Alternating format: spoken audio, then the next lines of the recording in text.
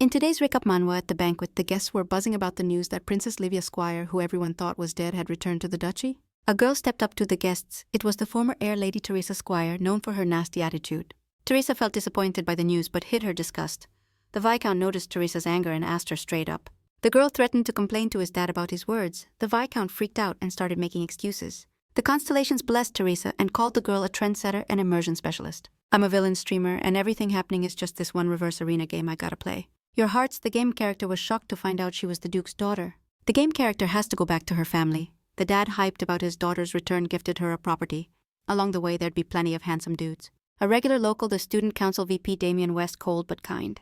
And Ilya Bernstein, the brilliant blue-eyed heir of the rival family and a professor at Valhalla Academy. Clyde Willow, a golden man in every sense with magical purple eyes. Emperor Yugis Rodrigo, but the game character's happiness won't last long. Princess Teresa Squire wants to kill the heroine in a power struggle. The dad will hate and kick the game character out of the family inheritance. He won't put up with her antics anymore. A plea for forgiveness echoed in the air. Sooner or later, the dad would pity his daughter and forgive her. You gotta win everyone's love and reach a happy ending. In real life, the disappointed girl sits in front of her laptop chugging an energy drink. Jane, the game creator, isn't happy with how fast the main villain dies. Frustrated, she left the empty bottle on the table. The Game of Gods developer had put in mad hours but still wasn't fully satisfied with the results. Jane's mad because the villain keeps dying. She thinks maybe the heroes are too basic. She opens up the main villain's character profile. The main villain, Teresa Squire, is a jealous, cruel, aggressive girl. The developer thinks Teresa is just a collection of humanity's worst traits, so this character isn't realistic either. Jane's hunting for a way to make the villain feel real. She figures villains aren't even liked by their own family. If a kid's loved in the fam, they're the chosen one. Otherwise, they're tossed into the abyss of hate and malice. Turns out the game creator was hated in her own family. She relates to her game's main villain. The developer pushes aside all her thoughts, grinds hard, and decides to recheck the code. Looking at the game's start screen, the girl felt embarrassed that the number of guys had increased and Teresa Squire had appeared on it. Suddenly, the girl got dizzy and the image before her eyes blurred. Jane opened her eyes. She was already in Teresa's body. With loaded windows floating around her, a man poured water on Teresa. Classic villain awakening vibes. The girl jumped, looking around in shock, trying to figure out what the hell was going on. Teresa stared at the cruel aristocrat. She recognized him, Duke Raoul, Squire Teresa, and Libby's dad. Now she knew where she was. She was in the room from the game's opening scene inside the main villain's body, her own game's villain. Destined for a bad ending, she hoped this was just a dream. A blue window popped up in front of Teresa, asking her to name her channel to start streaming. The girl was shook. She hadn't added streaming to her game. It was called Bitsis Reca. The stream started. The Constellation viewers began tuning into the stream as Teresa realized what was going down, and thought about what to do next. Duke Raoul got angrier and angrier. Raoul accused Teresa of getting drunk. After breaking off the engagement, Teresa treated her fiancé like a slave, so the wedding got cancelled. Suddenly, a voice confirmed that none of this was a dream. The voice took shape. The man who appeared decided it was time to talk to the girl. This is the channel admin. His name's Oswald. It's all his fault. That the developer ended up in Teresa's body and would be forced to play the villain role. The girl looked back at the harsh words from admin Oswald and stepped away from him, confused, her face twisted in disbelief. A bead of sweat ran down her temple as she reasoned she hadn't created this character and simply couldn't be in this game. Oswald was calmly reviewing Constellation comments when Teresa realized he had dragged her into the game. The admin smiled and told Jane not to freak out, that he was there to offer her a sweet deal. If she failed the mission, she'd go straight to hell. The man, Jane's dad, pursed his lips in anger and said he was disappointed in her. All his muscles tensed, but his face stayed stone cold. The woman? Jane's mom hugged her 2 kids from her new marriage and scolded Jane for not loving her stepdad. Punished the girl by not throwing her a birthday party. Ghostly black chains tightened around Jane's arms, legs, and neck, because her hell was a flashback to childhood where she was a burden and a kid who got whipped. Pure horror showed on the girl's face. Her pupils shrank with fear. Jane clenched her fist tight, holding back the shake while Oswald calmly expressed hope the girl wouldn't lose out. With a flick of his staff, ruby eyes glowing in the light, the admin materialized the game's conditions in front of Jane. When she'd return to reality, lose, she'd die. Oswald crossed his legs in a chill pose and said he was just catching Jane up. The girl dropped to her knees and looked at the admin with disbelief in her gray eyes. Meanwhile, Duke Raoul stood by his office window, asking the servants what was wrong with Teresa. Upon hearing the girl was fine, the Duke covered his face with his hand, wanting to hide from the shame Teresa had brought him by getting drunk. He was disappointed his daughter had passed out. Right after getting up and nervously adjusting his jacket lapels, Raoul reacted skeptically to the butler's words that Teresa was just nervous about the broken engagement. Turns out her dad broke it himself, causing Teresa to grab her chocolate hair in shock and drop to her knees. Teresa spun sharply toward her dad, yelling she knew the Duke hated her but didn't expect him to act like that. The fight left the girl totally drained and she passed out in her dad's arms.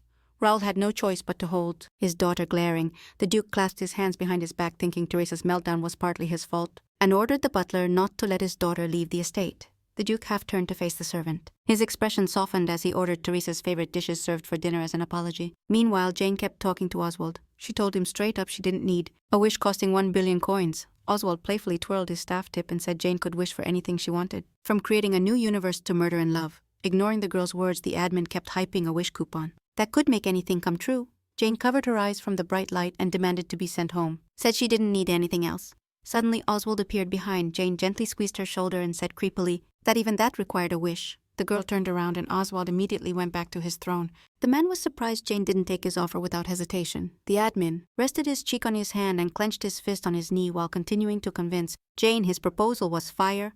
The heroine's eyes sparkled with images of all the male characters in the game. Oswald's main argument was that Jane herself created the game, and it'd be easy to reach the true ending. The admin showed the girl one ending where Libby marries a secondary male character. Jane pursed her lips, her brows furrowed nervously. She was stuck in the villain's body. So I knew that in this situation, this quest would only get harder to complete. The blonde-haired, green-eyed Princess Libby gently tucks a strand of her hair behind her ear and is loved just for breathing while standing in the dark. Teresa nervously grabs her elbow with one hand, eyes empty, made just so Libby can shine against her Libby. In a white dress with her hair down, bathed in light from love and adoration, she stands at the top, and the whole world spins around her.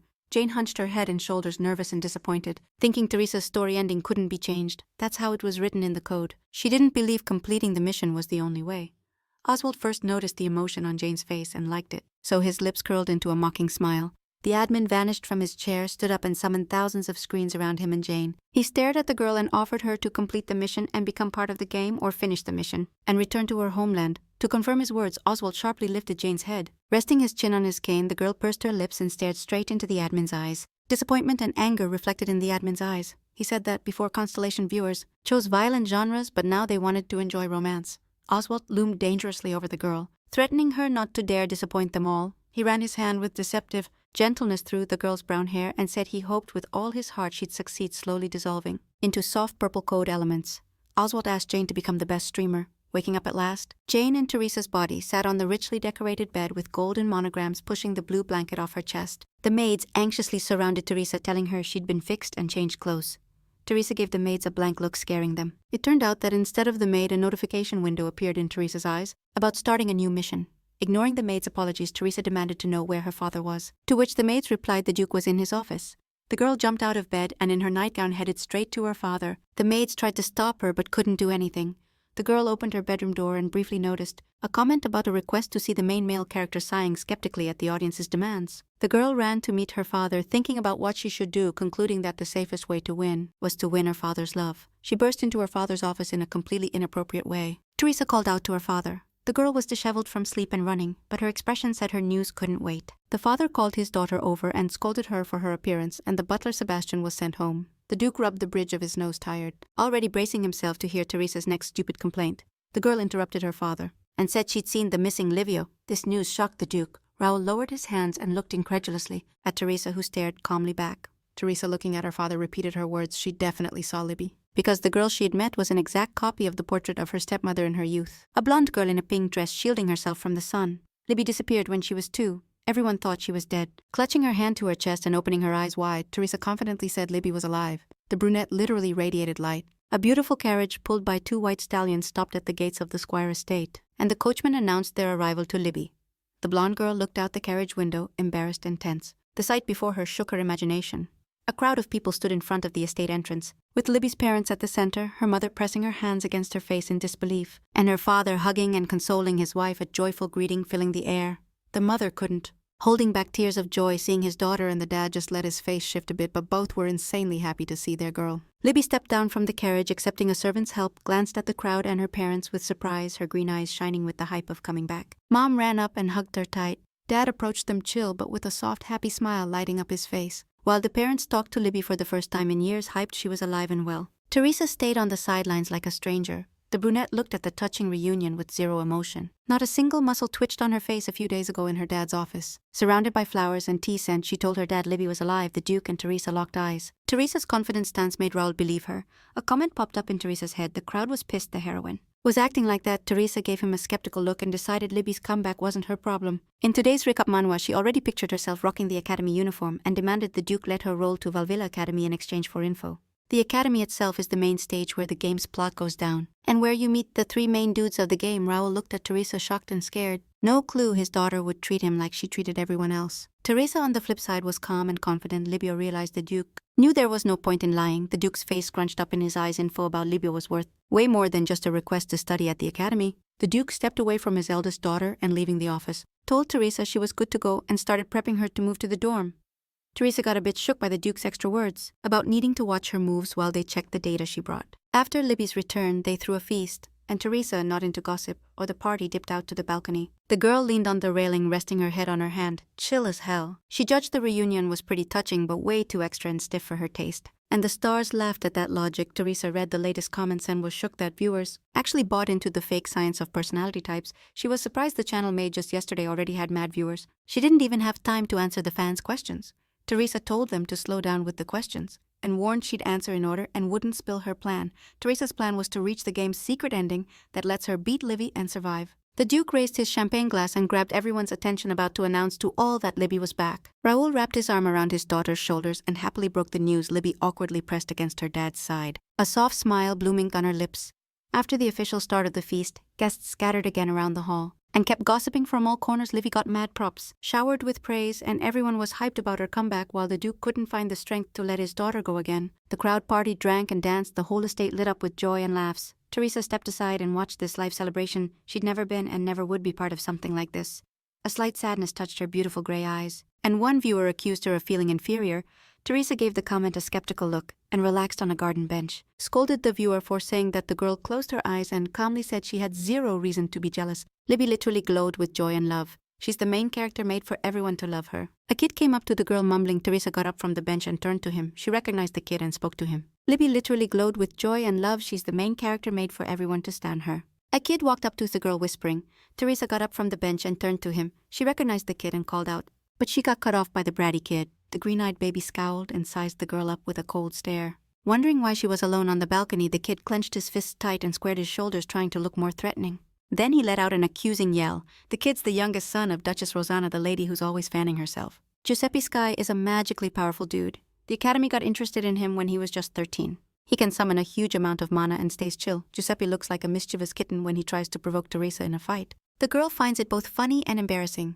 The boy pointed at Teresa, making the girl more and more uncomfortable. When dealing with the grumpy kid, she took a half step back. He accuses Teresa of hating Livy, having overheard his chat with the Duke while Giuseppe messes up his sister's title. And Ruli points at the girl. Teresa leaned toward her little bro and calmly corrected him. But the kid had to back off. Teresa looks at Giuseppe calmly and with patience, not mad at him, understanding his childish temper. Teresa remembered her past life, her little brother crying because their dad didn't recognize her, and her little sister's coldness since she was a kid. The girl was brainwashed to believe she'd never truly be part of the family. No matter how hard she tried, sighing with relief and smiling, Teresa concluded that Giuseppe was basically an angel compared to her other acquaintances. She tells her bro he's a lot like her, which leaves Giuseppe stunned. Teresa's words confused and pissed off the boy, who clenched his fists by his sides and shouted he wasn't like Teresa at all. Duchess Rosanna came over at the shout and called her son, grabbing both his and Teresa's attention. Rosanna scolded her son for making noise as she walked softly toward the garden, her steps full of hidden dignity and strength. Teresa watched the Duchess with interest, knowing exactly what to expect from this woman. Rosanna talked to her son and sent him to the hallway with the others. While Teresa stayed still, the Duchess excused her son's behavior, blaming his immaturity as he passed by. Rosanna apologized for Giuseppe's behavior, but Teresa, sensing a trap, firmly denied the boy's guilt. Rosanna put her hand to her cheek, surprised. She expected Teresa to be mad, but the fake good mood vanished from the Duchess's face. She accused Teresa of not being happy about Libby's return.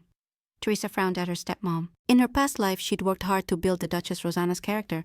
Rosanna seems kind and gentle, covering her mouth when she laughs and warmly interacting with people, but in reality, she's ready to kill for her daughter. Behind her back, Rosanna can clean the blood off the knives. After committing a sin, intimidating her stepdaughter, Rosanna, with wild eyes and an outstretched threatening hand, demands the truth from Teresa, smiling and judging, ready to kill her. Teresa prepared to verbally shut the woman down. She smiled sweetly, crossed her hands over her stomach, and calmed Rosanna down, telling her she plans to leave the estate, which the girl insists isn't a threat to Livy. Rosanna stepped away from Teresa and asked again, shocked, while the wind blew away the tension that had built between the Duchess and Lady Teresa. Teresa gave in without a fight and admitted Rosanna's victory. She acknowledged Libby would be the heir. Shock ran through Rosanna's body. She expected Teresa to be the main obstacle to Libby reaching the top. Back in her room, Teresa didn't even look at the Duchess, who watched her closely. The young woman told her stepmom she was leaving the estate. The Duchess had nothing to add but sensed a thread of conversation in Teresa's words. But the girl sounded way too sincere, so the woman decided to wait a few days. Teresa entered the room and yelled at the servants, not understanding what they were doing. She scolded them for being slow, but there wasn't a hint of anger on her face. She ordered what and where to put things. Teresa was strict but not rude to the servants. This wasn't her usual behavior. One of the maids called the girl. Teresa was surprisingly calm. The girl crossed her arms and asked what the carpet was made of. When she learned it was wool, she ordered it placed on the floor. Teresa rubbed her neck tiredly and watched the servants. She'd been up since morning, preparing Libby's room since she's already hungry. The kind commentator asks Teresa to eat and promises to toss her some coins. The girl remembers that the coins are important to her too. Teresa calls the maid, who scared drops everything she's doing and heads to her lady. The maid is sure she's gonna get punished, but Teresa remembers the maid's name and asks her to bring food. The girl casually called the maid by name, totally catching the other maids off guard. Jaws dropped. A scary silence took over the room. The maids thought Teresa was about to curse. Teresa felt embarrassed by the vibe in the room. A bead of sweat ran down her cheek. She guessed the servants' thoughts, and to their surprise, Teresa calmly told the housekeeper that she was going to study in her office and would wait for lunch there. The servants whispered behind Teresa's back as she left, realizing how complicated villain life really is. The girl shut the office doors and looked at the books she had to read. Teresa opened her status window and saw that although her magic was top tier, she lacked intelligence. Studying her stats carefully, the girl convinced herself everything was exactly how she created it. A notification window popped up in front of Teresa, who bit her finger thoughtfully, signaling that the viewers were curious about what she was thinking. Leaning over the books and flipping pages, the girl replied she was thinking about her performance. Teresa summoned a magic orb, a purple glow, that gently wrapped around the girl's delicate hands. The princess cast a spell, and the orb started growing, confirming her magic level was high. When Teresa looked at the magic spark, magical stars of joy reflected in her eyes. The audience praised the happy girl, really enjoying watching her reaction to the magic, embarrassed by all the attention. Teresa dispelled the magic and happily muttered she could use magic without training. Teresa discussed her stats with the audience and concluded that since she was doing great with magic, she needed to focus on boosting her intelligence. Teresa started reading the book aloud thoughtfully and discovered that the magic in this game is based on certain techniques. Looking and studying the book's pages, Teresa concluded that magic is like math. The higher the magic level, the harder it gets. Reading the books with joy and hype, Teresa was convinced magic is super logical. And the girl literally glowed with this knowledge. The constellations, annoyed but happy, demanded the book-buried girl explain her game plan, thoughtfully scanning the pages. Teresa started answering the viewers' questions, saying having a huge mana pool doesn't make someone a strong mage. Teresa already pictured herself as a powerful sorceress, reasoning that you gotta have mad intelligence to use high-level magic. The audience hummed in approval and told Teresa that at this rate she could save the world. To which the girl flipping pages replied she wasn't interested in that stuff. Teresa's thoughts were interrupted by the maid, and the girl had to put the book aside and turn to face the newcomer. The maid informed the duke's daughter that she'd brought food. There were still traces of nervousness on the maid's face, but her lady's calmness made the job easier without too much fuss. The girl asked maid Penny to put the food somewhere. The maid was confused, noticing all surfaces in the room were covered with books. Penny's nerves exploded and she almost started crying. Trying to explain her discomfort, the maid trembled and the tray in her hand shook. Teresa calmly looked up from her books and asked the maid if she was okay. Suddenly someone's voice was heard. Someone praised Penny, and the girl, with tears in her eyes, straightened up and looked behind Teresa. An older woman head maid Miranda entered the room and asked the girl if something was bothering her, nervous about Miranda's presence but hiding her feelings. Teresa finally put the book down. The calm and cold maid approved that Teresa didn't need anything, but expressed surprise that the girl remembered the maid's name, the one in question. Penny shyly straightened up and fixed her posture. The girl was embarrassed to accept praise from her strict boss. Miranda told Teresa she was about to get up from the floor and train Penny, who had caught the mistress's attention harder than the others from one side. Teresa heard the quiet whispers of the other maids. The girl felt encouraged but didn't turn around. The maids whispered that it was empty and honorable that Penny had caught Teresa's attention. It'd be better to serve kind and sweet Livy in their fantasies. Teresa, wearing a green dress and with disdain in her eyes, walked away from the servants. According to them, she wouldn't remember a servant. Even after serving for over 10 years, they argued how arrogant Teresa only remembered the names of 2 servants. In today's Reca Manhwa, the butler Sebastian and the head maid Miranda. In a Spanish shame attack, Teresa lowered her hands and shrank back, mentally yelling that her predecessor was just a damn idiot. The commentator asked if Teresa planned to take power through the servants. The girl tiredly brushed her bangs from her face and refuted the spectator's words. As she left, Miranda remembered that the Duke had asked her to pass on to Teresa an invitation to a family meal. Mentioning family, all positive emotions and relaxation left Teresa's body. The Duke, looking down on his eldest daughter, politely asked the girl to come, something that had never happened before. Teresa didn't look at her father, not believing he cared about her wishes. The girl got deeper into bad thoughts about her place in the family but got distracted by a notification window popping up. Teresa remembered today's date and was surprised the family remembered what day it was. The whole family was gathered at the table in the dining hall, with Duke Raoul sitting at the head of the long table, Duchess Rosanna to his right and their kids, Giuseppe and Livy to his left. Teresa proudly entered the dining hall, nervously clutching her dress in her hands. The girl was super surprised her dad remembered her birthday. Her posture was tense and full of distrust, and her father's welcoming words made her shiver. Duke Raoul relaxed in his seat at the table, invited Teresa to join him for the meal. The girl pressed her lips together, staying silent. In response to her parents' words, only the brooch shone in the light. Teresa's seat was set farthest from the rest of the family. She pulled out a chair and sat down. The girl couldn't believe they remembered her birthday. Hiding her confusion, she looked at the food offered and decided today was a good day. The traveler thought maybe she'd already changed the story. The world around her was spinning.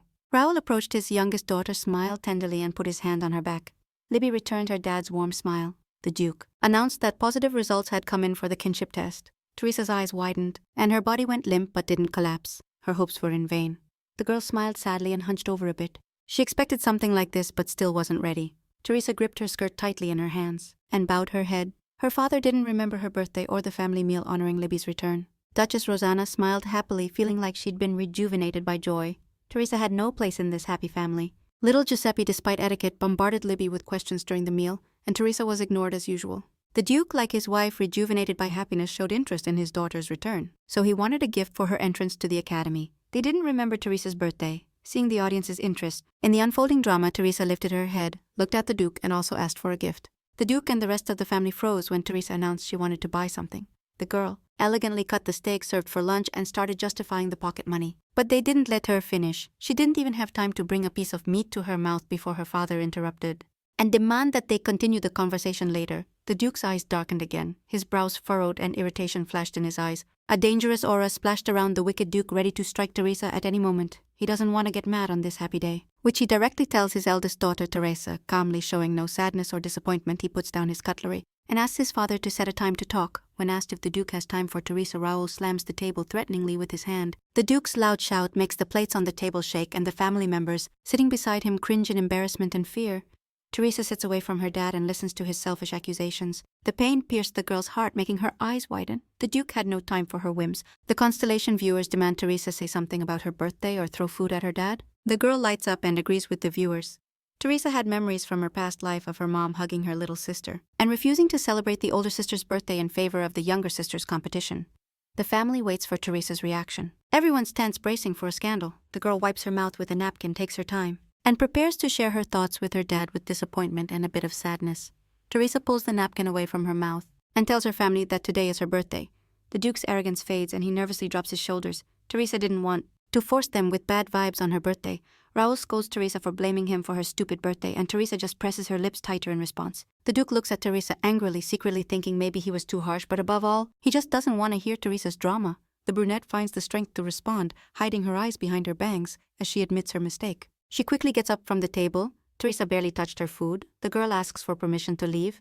Teresa looks sadly at her dad and asks him to let her skip the meal as a birthday gift. The Duke stares at his usually calm daughter in shock. He expected anything but her voluntary exit. As Teresa distances herself, Jane realizes there's no one to be mad at. She wrote this script herself for Duke Raoul. The Duke silently sinks into a chair and lowers his head, looking pissed off at Teresa's lack of manners. The Duke's words break the heavy silence of the dining hall and make everyone turn to him. Raoul wasn't gonna just give Teresa something like that. A nervous tension shows in the man's posture. Teresa looks at her dad in shock. She just wanted to leave ASAP. The Duke gives in and lets Teresa go, looking at her with surprising sweetness and telling her he'll give her a blank check. Teresa bites her tongue in shock and freezes, imagining the insane amount that just landed in her hands. She nervously bows and tries to refuse the gift, but the Duke interrupts her, reminding her she's still part of the Squire family. Teresa steps back in shock. Jane, now controlling the heroine's body, isn't totally used to having that kind of cash at her disposal. That check could buy an entire mine. Teresa had expected it more for Libby than herself.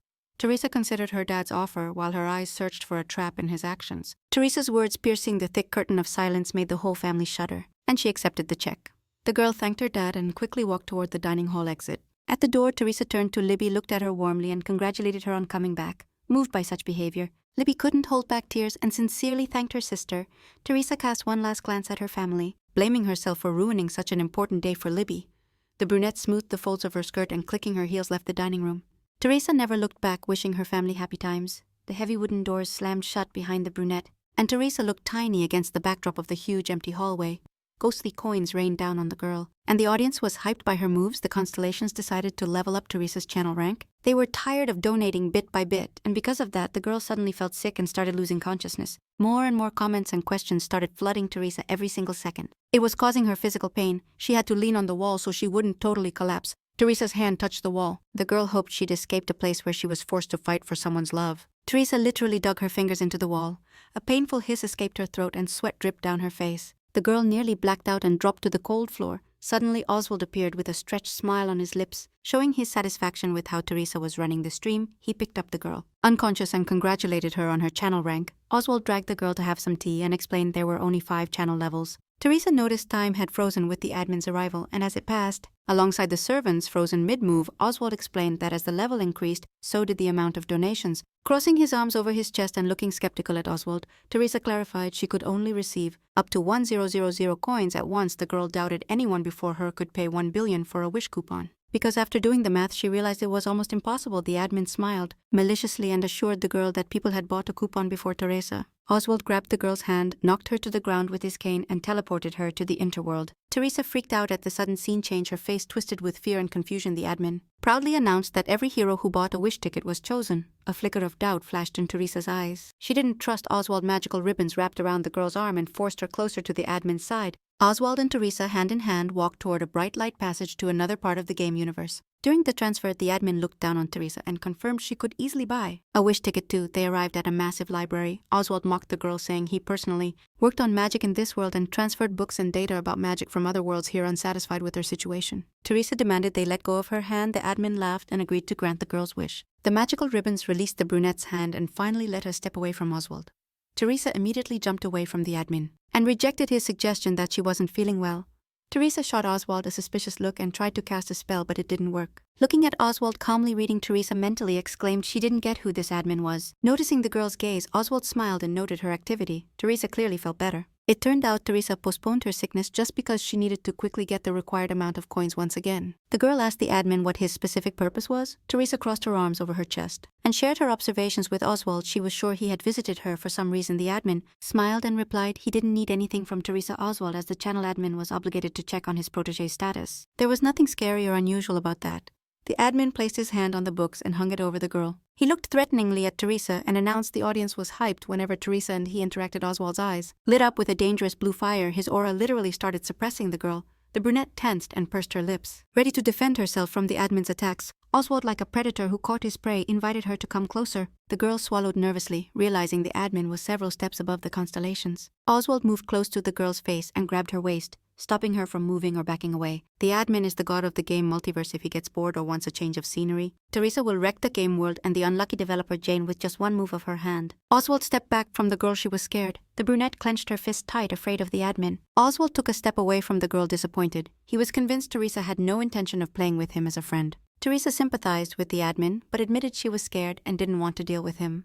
Oswald looked at the girl with understanding. He didn't deny that he scared her. Teresa kept her fear under control on the outside, but her eyes showed horror and distrust. Oswald looked at the girl with satisfaction and appreciated her honesty. There's no point hiding anything from Oswald. He's an admin. He's a god who sees through everything and everyone. Oswald knows exactly what Teresa thinks and feels she knows perfectly well. All his skills and level. The manager stroked her cheek with deceptive softness. Teresa froze in fear and stared at the man's hand. Oswald's lips stretched into a predatory smile as he loomed over the girl again. Jane was just his toy. He felt nothing for her. The admin finally announced that Jane no longer existed and only Teresa remained. It was time to get back to the game world and continue the story. Oswald snapped his fingers and teleported the girl to the game world.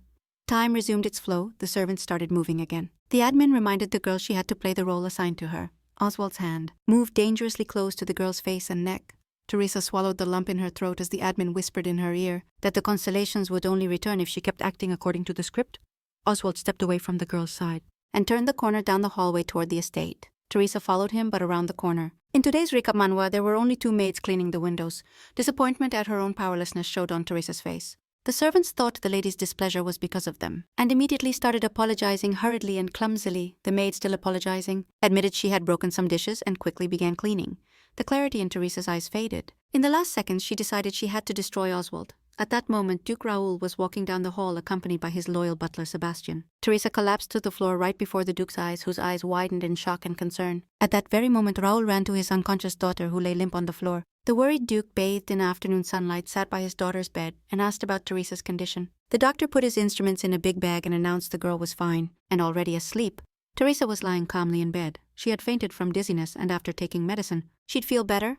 Raoul scolded the butler for putting Teresa in the side room, but Sebastian wasn't to blame for that. The girl had chosen it herself. Raoul looked at his daughter with a mix of tenderness and confusion. He was surprised that proud Teresa had picked a small abandoned room. For the first time in years, the Duke thought about his attitude toward his eldest daughter. He worried he hadn't paid enough attention to the girl. Sebastian started calming him down, looking at his daughter's face, lost in a restless sleep. The Duke kept rethinking Teresa's behavior. Raoul felt something strange toward his eldest daughter. His heart sank in a weird way. The Duke remembered how Teresa had acted at lunch. He thought it was a new way she was messing with his nerves. But Teresa suddenly became very different from before, and Raoul concluded the girl had simply grown up. Nervously rubbing the bridge of his nose, Raoul fell into deep thought and began recalling Teresa's childhood. The Duke didn't even notice how Teresa had transformed from a sweet kid into an adult woman. He looked one last time at the girl, who frowned restlessly while sleeping bathed in the setting sun. Raoul left the girl alone, deciding she needed peace and quiet. As soon as Teresa woke up, the crowd bombarded her with comments and questions demanding immediate answers. Teresa didn't know her father had seen her fall and was worried about her condition. Spending time by her side while she slept, the viewers were entertained with donations, which Teresa found weird and pointless. 3 girls entered the room, Teresa's personal maids, and asked how their lady was feeling. Getting out of bed, Teresa asked the maids to help her get ready, and the servants agreed without question. The maid in a teal dress started styling Teresa's hair. At that moment, there was a knock at the door. The brunette wondered who it could be. She got up and let the caller in, with a face twisted by slight disbelief and worry. As soon as Teresa gave permission, the workers entered the room carrying new furniture. Beautiful furniture quickly found their place in the room. Teresa shivered in shock and froze, thinking about what was going on. She didn't get who, and more importantly, why workers were being sent while they placed new furniture and removed the old. Teresa asked what was happening and who ordered the interior makeover. The worker replied they were acting on the Duke's orders, who cared about Teresa's dignity. At first the girl doubted, but realizing everything was free, she didn't complain. Although the Duke's concern seemed strange, she calmed down, deciding that since this act of generosity was unprecedented and had come to her, she wouldn't turn it down. Teresa was invited to go out to the garden. Right in front of the gazebo, an emerald-colored carriage was waiting for Teresa. The Duke, Raoul, had gifted Teresa the ride as a birthday present. Teresa couldn't believe what was happening and asked the butler again. Sebastian told her it wasn't a mistake, the carriage really now belonged to Teresa. Teresa was embarrassed. She had already received a cash check. A carriage was too much. Without thinking, she shared her thoughts with the butler, closing her eyes calmly. The butler relayed the Duke's words, that the carriage was really a birthday gift. Sebastian told confused and suspicious Teresa that the Duke considered the carriage a necessary gift for her 22nd birthday. Teresa still hadn't given up on the idea that a carriage was too much. Originally, no one gave Teresa a carriage. Teresa was distracted from her thoughts by her father's voice announcing these were all her birthday gifts. The Duke, Duchess, and Giuseppe came out to the garden. Raoul asked about Teresa's well-being. This day really turned out good, just like the girl's health, which Teresa immediately told her father. The girl was surprised that her father regretted forgetting Teresa's birthday. Her thoughts were interrupted by her father's question asking if she liked her gifts. The girl took the soft blue skirt of her dress in her hands, placed her hand on her chest, and bowed. Smiling sweetly, Teresa looked down and thanked her father, expressing her joy. The father looked at his daughter, embarrassed. He couldn't believe that the aggressive and insolent Teresa behaved with such tenderness and docility. The girl looked carefully at the Squire family, and her gaze fixed on little Giuseppe. The green-eyed boy watched the carriage with interest. He clung to his mother even though he really wanted to run to the ride. Teresa realized that was the age when little kids started getting into all kinds of cars. The girl leaned toward Giuseppe, looked at him tenderly, and let him get closer to the carriage. The boy shivered in fear. In response, Teresa pressed the golden handle of the carriage, asking the boy if it was his first time seeing a carriage. When the carriage door opened, the interior appeared before Teresa and Giuseppe. Teresa calmly examined it, and Giuseppe looked at everything with admiration. Teresa started talking out loud about the cost of the carriage. Giuseppe didn't pay attention, and the Duke and Duchess were very surprised. Teresa was lost in thought, literally not paying attention to the world around her. Standing next to the carriage, the girl carefully examined the simple but high-quality construction of the ride. Teresa felt embarrassed by her behavior, blushed, and realized she had strayed way off script. The audience called her a nerd. Giuseppe looked suspiciously at his big sister and demanded to know how he knew. The sound of footsteps distracted the boy, and Tese Giuseppe happily looked at the man who appeared. Teresa turned around and also noticed the man who had appeared. It was Livy who arrived, the blonde awkwardly fixing a strand of hair behind her ear. Teresa couldn't ignore the carriage's design. She personally designed it for Libby in her past life. Libby looked at Teresa awkwardly, clearly hiding something behind her back in her hand. Libby approached her sister and enthusiastically told her the carriage was beautiful. Teresa felt uncomfortable talking so close to her little sister, but didn't dare to distance herself from the main character of the game. In fact, Libby didn't even look at the carriage. The blonde's full attention was on Teresa. Teresa thought she should head back to her room, which surprised Libby. Libby reached out to the brunette, not wanting her to leave. Libby grabbed her older sister by the elbow. Her whole vibe showed she wanted to get closer to Teresa. The blonde handed her sister a small white box. The gift looked totally ordinary. It was a late birthday present. Teresa realized what was going on and wondered what she should do. This was a familiar scene for the girl who had been there. Libby had to give Teresa a little keepsake and the brunette had to refuse without even looking inside the box. The time traveler wisely decided it was better to accept the gift. Otherwise, she could be straight up sentenced to death. Teresa accepted her sister's gift. The brunette politely asked permission to look. Inside the box, receiving a nod. Inside was a small bracelet. Nothing special, just a thread with 2 knots. Teresa remembered she had taught Libby the skill to make things with her own hands, and realized Libby had made the bracelet herself. Teresa praised Libby for her effort and thanked her for the gift. The blonde was super happy her sister liked it. Noticing Libby wanted something, Teresa asked if she should try on the bracelet, getting a nod from her little sister. Teresa put the bracelet on and thanked her sister. The bracelet matched her style perfectly. Libby's green eyes reflected pure joy, thrilled to have pleased her sister. While Libby and Teresa chatted, the Duchess looked at the girls with surprise and suspicion, and the Duke quietly felt glad as girls got along. Duchess Rosanna didn't stay silent. She thought a simple thread wasn't worthy of the eldest squire daughter. At her stepmom's words, Teresa turned confused to look at her, and Libby awkwardly stepped away from her sister. The Duchess pulled a pendant from her bracelet. It wasn't expensive, but was an important piece of jewelry to her. It was an expensive aquamarine she had when she got married.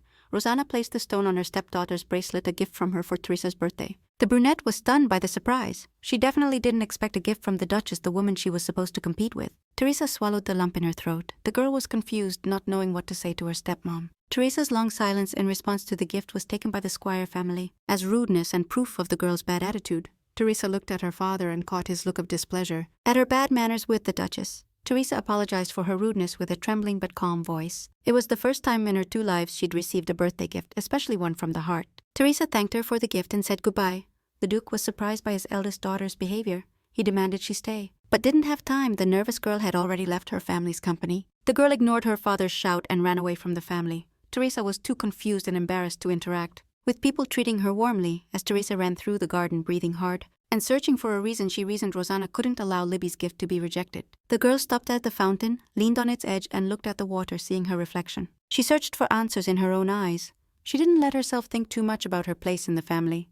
Kneeling by the fountain, she reflected on how she hadn't been raised with love, that she gave too much importance to petty things, and that she thought she'd been way too arrogant by nightfall. The maids had fully prepped Teresa to go out, and the crowd was packed with praise and congrats for her. As she kept adding coins to her account, Teresa decided the crowd was overhyping it. After checking herself in the mirror, she didn't see anything unusual. She looked in her own eyes just like always. The maid Penny asked where Teresa was headed so late, since tomorrow was the first day of school. She didn't want the girl to feel bad. Tomorrow, Teresa looked at Penny condescendingly and said she was going to the auction, needed to buy something. She needs a dimensional key, a special item that lets her reach a secret ending. The key helps open special locations. Penny was worried about Teresa's condition at the auction, saying Count Fabio would be there. At first the girl didn't get who that was, but the next second Teresa realized that Count was her ex-fiancé, whom she hadn't treated very well.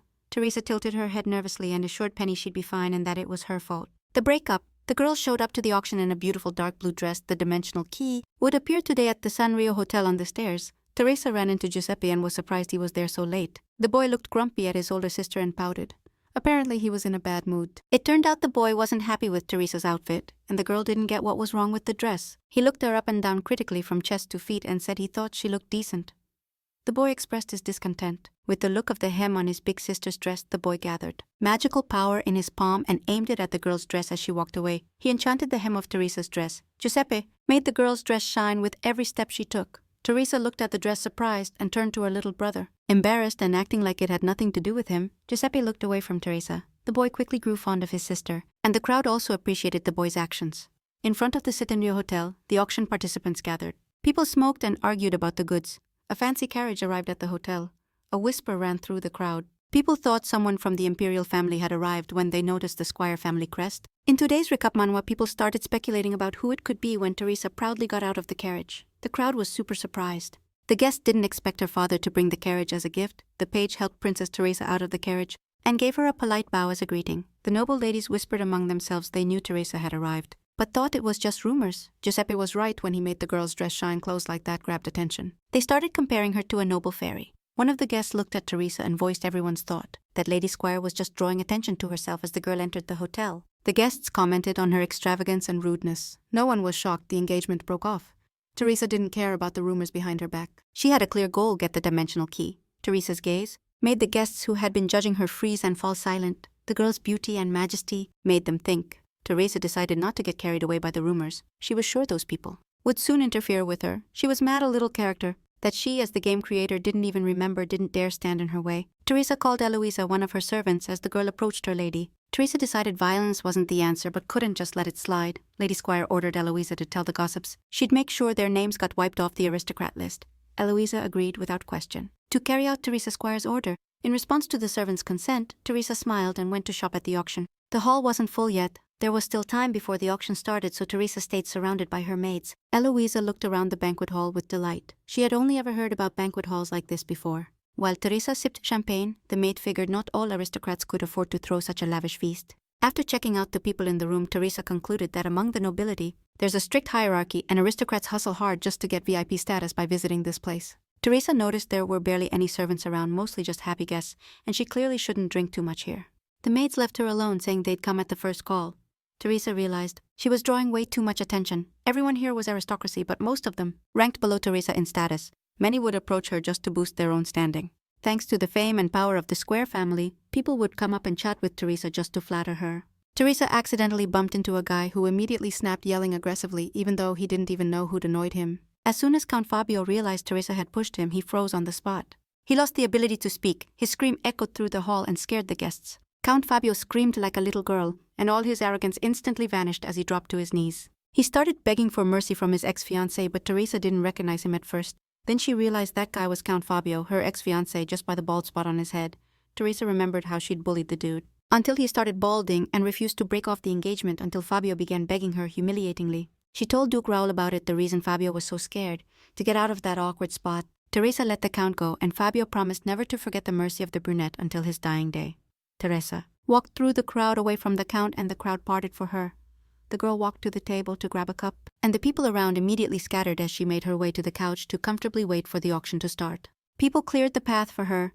Teresa started eating dessert calmly, and from how everyone acted around her, she realized that now, in everyone's eyes, she wasn't just a ticking time bomb but a plague carrier. Loneliness was normal for her, so Teresa was pretty chill with the situation where no one came near her. Suddenly, someone called Teresa from behind. She turned, licking the spoon indecently. Teresa was called by a lady, who asked how Squire was doing and pretended to be pleasantly surprised by her presence.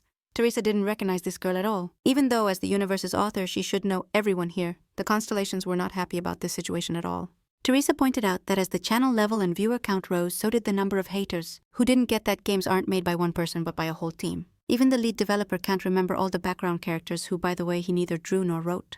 Teresa saw the main hater got blocked by Oswald and realized he wasn't called the channel admin for nothing. Watching the girl and her crew, Teresa concluded that even if she didn't remember them, the previous owner of the body wouldn't have let such treatment slide. Teresa got distracted from her revenge thoughts by a familiar voice. An older woman approached the group of girls and called them all over. She politely joined the conversation. Looking gently at the girls, Teresa turned and stared at the woman in shock. Her eyes widened in surprise. She clearly remembered who this woman was, the Marchioness of Chatty. Her daughter was a member of the imperial family. The Marchioness herself had a stellar reputation. The Marchioness of Chatty would take Libby under her wing in the future. The Marchioness herself has a solid rep. Marchioness Chatty will be the one to take Libby under her wing in the future. She'll teach her etiquette and other sciences. If Teresa slips up, it's game over. Chatty greeted Teresa separately. The girl needed to show her best side. The Marchioness gave a slight respectful bow, expecting something similar back from Teresa. A quest popped up that had to be nailed perfectly. At first, Teresa didn't get what this sudden test was about. Lady Squire started thinking hard about what to do. She should have been the first to greet everyone, but she didn't know the titles or names of the others there. Teresa mentally asked for a hint, and a notification popped up in front of her saying new items had appeared in the shop. Teresa realized this game had a shop, and there had to be something useful for her there. Teresa opened the shop. A variety of items appeared in front of her that she could buy from the many products displayed in the shop. Teresa found what she needed: an etiquette book and a character test. First, Teresa bought a character check, spending 5,000 coins on it. The next purchase for the girl was a book on etiquette. Teresa bowed politely and dipped low. She apologized for being late to the greeting. The girl didn't expect to run into the Marquise at today's auction. The Marquise looked Teresa over, carefully sizing up her behavior as the girl straightened up. She greeted the Marquise and said it was an honor to have the attention of such an important person.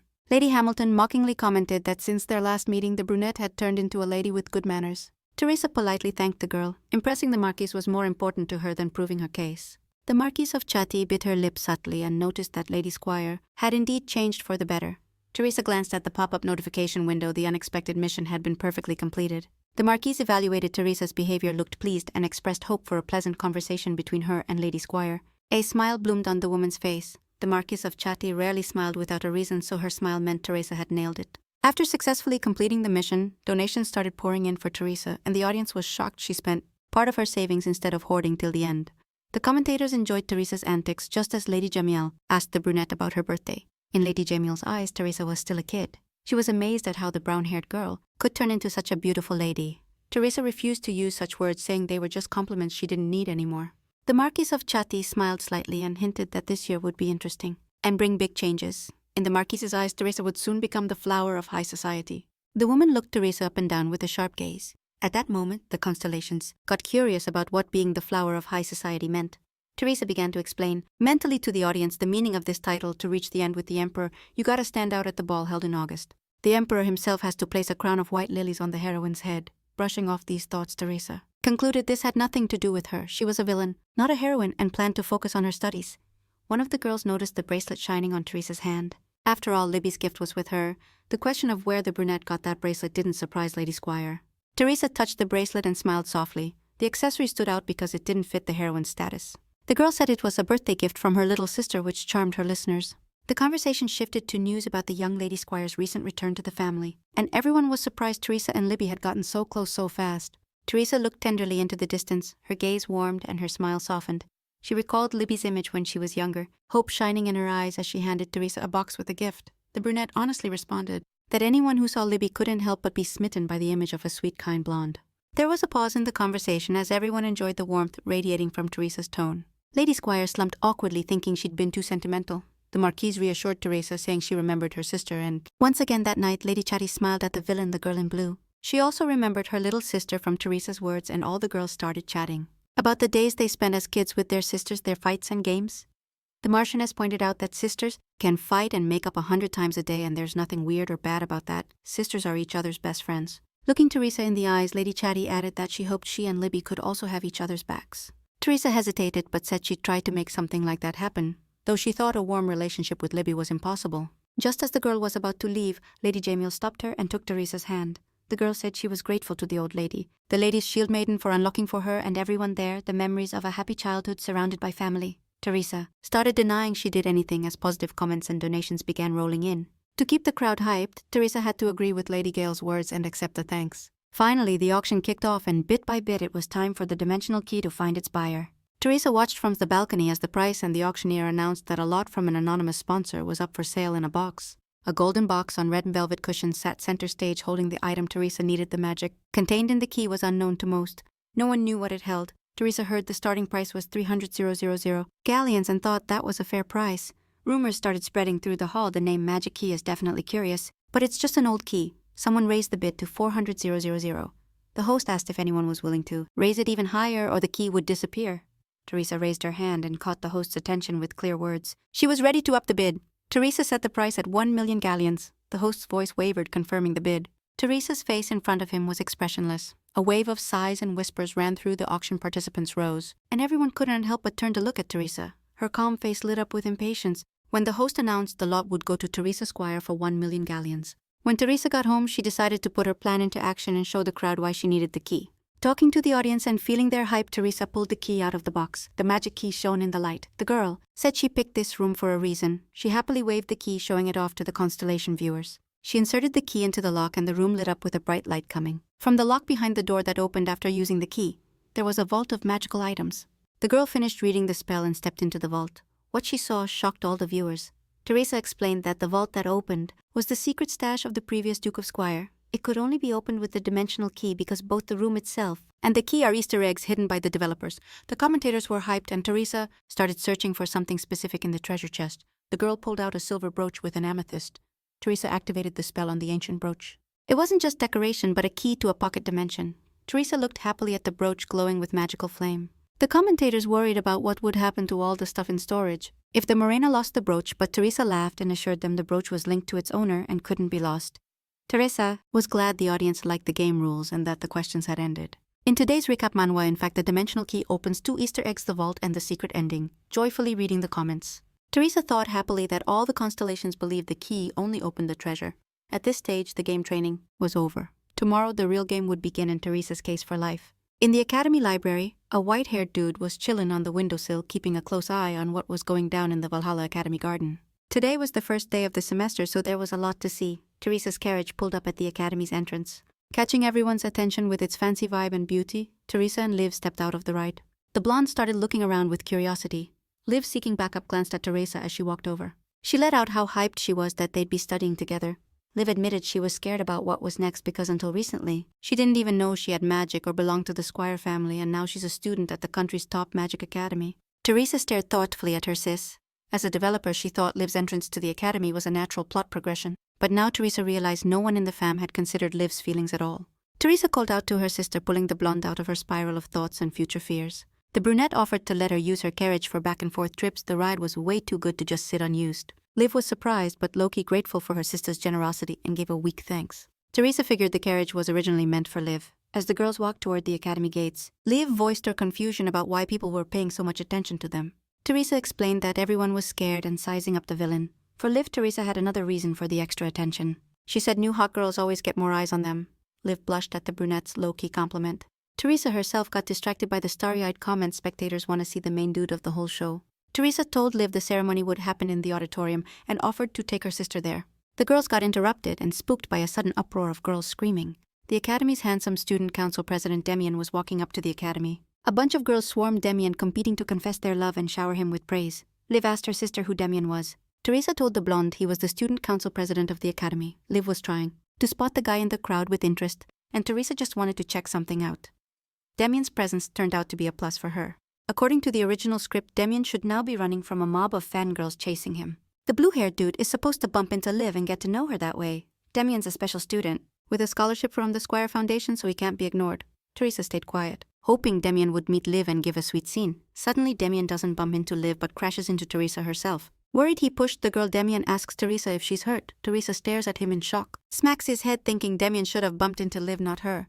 Teresa, Liv, and Demian awkwardly look at each other. While standing in the garden outside Valhalla Academy's entrance, Teresa dismissed the idea that the scene was off. She ordered the system to give her info on Demian. The system didn't waste a second and pulled up data on Demian. A loudmouth dude with a big head. Teresa was more interested in his heart scale. The assassin concluded that even playing the villain, she could build relationships with the heroes. The character's behavior changes depending on their sympathy level. 1 heart means friendship, hangouts, and a friendly vibe. 2 hearts level up the relationship to best friends, giving a chance to get to know the character better. 3 hearts, open flirting. The character shows signs of interest and invites the girl on a date. 4 hearts mean love touches, and the character's attitude toward the girl gets sweeter and more sensual. And finally, 5 hearts lead to the true ending. A happy ending. From now until the end, the black hearts Demian had toward Teresa mean hate and hostility. This is the route to a bad ending. 1 heart means caution, 2 is anxiety, and 3 is a threat sign. 4 black hearts show intent to kill, and 5 show that a bad ending has happened. In short, black hearts are a warning to the player. In their first encounter, Demian shows a black heart to Teresa. The girl is obvious because she is. The constellation spectators watching the looks between Teresa and Demian started paying close attention to how the girl would handle that male character. Teresa's supposed to look down on Demian because he's a pleb, but Teresa decides to act in a way that boosts her likability level. Teresa smiled sweetly at Demian, tucked a strand of hair behind his ear, greeted him, and asked how his vacation went. Demian's eyes went wide as hell. He expected anything from the villainess, but not a kind attitude toward himself. Demian noticed Teresa was in a good mood today. The girl said there was a reason for that. Teresa signaled Libby to come over and introduced the cute blonde to Demian. Libby dropped her hands embarrassed and looked away with her green eyes when Teresa introduced her to the student council president. The reason Teresa was happy was the return of her little sister Libby herself. She started a convo with Demian and introduced herself. The guy awkwardly greeted her back while the blonde and the blue-haired guy talked. Teresa decided that even if she couldn't win his sympathy, she'd avoid death by being kind to Demian. Demian noticed something off about Teresa's behavior and looked at her with suspicion in his yellow eyes, hiding his embarrassment and self-interest. Teresa asked Demian if he was going to help organize the entrance ceremony. Teresa compared Demian's self-view to a programmer spotting a small but crucial bug in the code. The brunette smiled sweetly at the guy, pushed Libby towards him, and asked him to accompany her little sister to the first-year student meeting spot. Demian agreed to help Libby get to the meeting place, but noticed one thing. The guy looked at Teresa angrily and asked how she knew he'd help with the entrance ceremony. Damien's glasses slid down in surprise, and he asked Teresa again how she knew he'd help with the initiation ceremony. Looking at the guy's face, Teresa laughed mentally. As a developer, she knows even more. Smiling at the young man, Teresa said everyone knew about his role in today's event. Teresa tried again to hand over Libby's responsibility to Damien, but was cut off by an angry scream. A pink-haired girl approached the trio. Breathing mad, clearly came to get back at Teresa. Libby nervously glanced over her sister's shoulder. While Teresa recalled the person who interrupted them, Mimosa Brown arrived, saw Teresa and Damien had bumped into each other and were talking, and demanded the eldest squire lady back off Damien in Valhalla. The fundamental rule is equality, but even here few could afford to talk to Teresa on equal terms, much less be rude to her. Only Mimosa Brown allowed herself to talk casually with the eldest daughter of the Squire family. Mimosa Brown is as much a villain as Teresa. Her mom is the emperor's sister. So Mimosa is part of the imperial family. Her amethyst eyes show imperial blood runs through her veins. Mimosa shoved Teresa hard on the shoulder, pushing the brunette away from the blue-haired guy. Lady Brown decided the villainess dared to flirt with Damien. The guy got nervous and uncomfortable because Mimosa reacted so aggressively to a simple chat with him. Teresa grabbed Mimosa's hand with hers and squeezed it gently but firmly, stopping the physical aggression. The brunette smiled sweetly, greeting Mimosa like they were friends, not rivals for unofficial power at the academy. Mimosa pushed the brunette away in shock and jumped back, ripping her hand from Teresa's palms. The eldest daughter of the Squire family introduced her little sister Libby to Mimosa Brown and asked her not to bother the blonde in the future. Teresa leaned into Mimosa's ear, reacted way too aggressively to just a simple chat with him. Teresa grabbed Mimosa's hand, squeezed it gently but firmly, stopping the physical aggression. The brunette smiled sweetly, greeting Mimosa like they were buddies, not rivals fighting for unofficial power at the academy. Mimosa pushed the brunette away, shocked, then jumped back, ripping her hand out of Teresa's grip. The eldest Squire's sister introduced her younger sis Libby to Mimosa Brown and told her to back off the blonde from now on. Teresa leaned into Mimosa's ear and whispered a threat if Libby got offended. The brunette couldn't promise the offender's safety. Mimosa jumped back, scared and mad. The brunette dared to threaten a royal family member. Teresa calmly stared at Mimosa. Actually, she warned Lady Brown to watch her back. Pink-haired Livy is above the imperial family because she's the main character in the game. If Mimosa Brown dares block Libby's path, she's definitely dead. Teresa, Libby, Mimosa, and Damien were surrounded by a crowd of academy students. The students were arguing that Teresa and Mimosa were fighting again, all because Squire Senior greeted Damien. Someone mentioned Teresa was the president of Clyde's girlfriend club, which caught the girl totally off guard. The girls said Teresa only had eyes for Clyde and that the brown-haired girl would never pay attention to anyone else. Teresa blushed. All her arrogance got knocked down. Clyde's girlfriends aren't just a club, they're a legit fan club in Valhalla. There are only 2 fan clubs for main characters, Clyde's girlfriend fan club, the Clydians, and the second fan club is all about Damien. The girls call themselves Damien worshippers. Demise is the second name.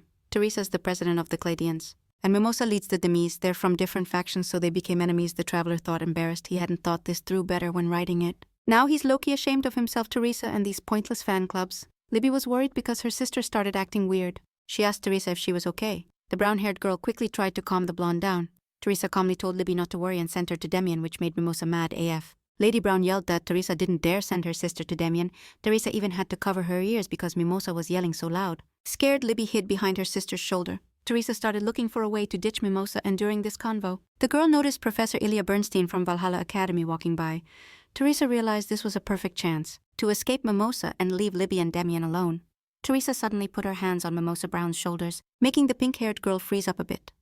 Teresa cheerfully said she was going to meet the professor, but totally forgot about Mimosa grabbing her arm. Dragging the confused Mimosa along, Teresa pushed Mimosa, who cursed every way possible, away from Damien and Livy. Damien looked at the girls confused. On the way, Mimosa accused Teresa of going crazy and daring to use physical force on her.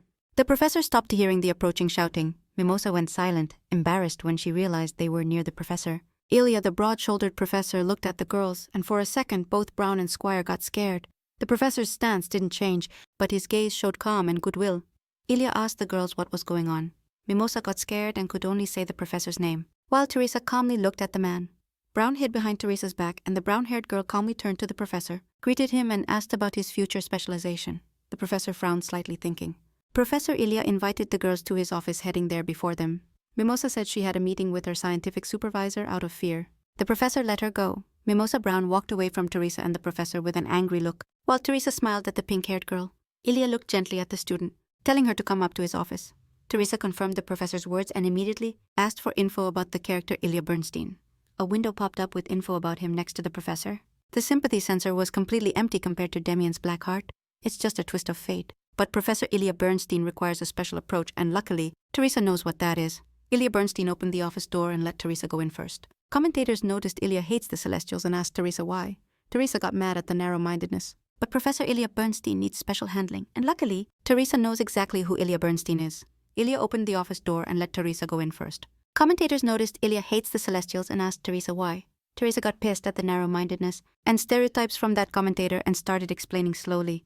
Teresa followed the professor and explained mentally to the constellation viewers that Celestials meant angels. In the game world of gods, there are several races. Gods are powerful beings with selfish natures. Angels, seemingly pure and kind creatures, are totally under the gods' control. Demons, dwellers of the underworld, want revenge on other races, and monsters are all those creatures that don't look human, nor like anyone else. Once upon a time, the dimensions of these races were separate from each other. Without touching at all, but because of an incident involving Ilya, the professor is known as the Great Demon Ablo. Teresa pointed out that the ending with Ilya is bad not just for her, but also for Libby. If you get close to Professor Ilya Bernstein, humanity is facing total wipeout. Once upon a time, Elias was an archangel, one of the most powerful angels. He ruled the heavens, actually. He was the ruler of paradise, but the other angels didn't like Elias's rule, and they killed his twin and banished Elias himself to the underworld.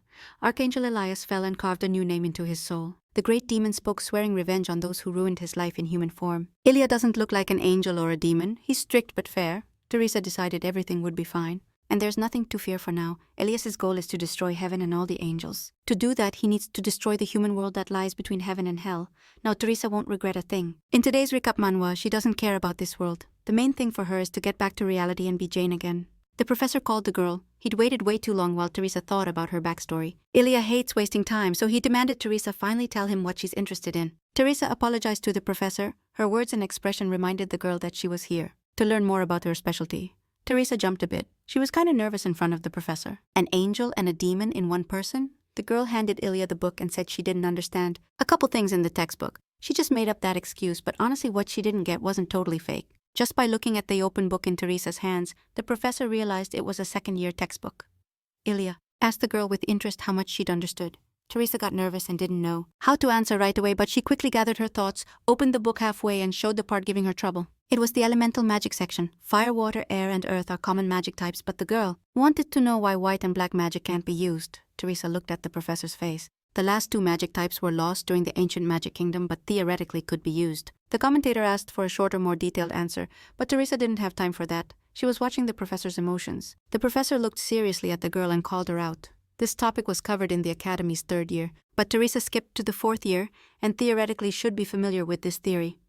Teresa turned away from the professor embarrassed and thought she might not graduate. The professor asked if the girl understood everything else. Ilya decided to test the knowledge of a student who just got a little embarrassed. He asked her a question about the magic manifestation process. Teresa was nervous about the sudden test but didn't test the professor's patience. She explained that magic is a mix of magical language and runes, but magical language and runes aren't everything.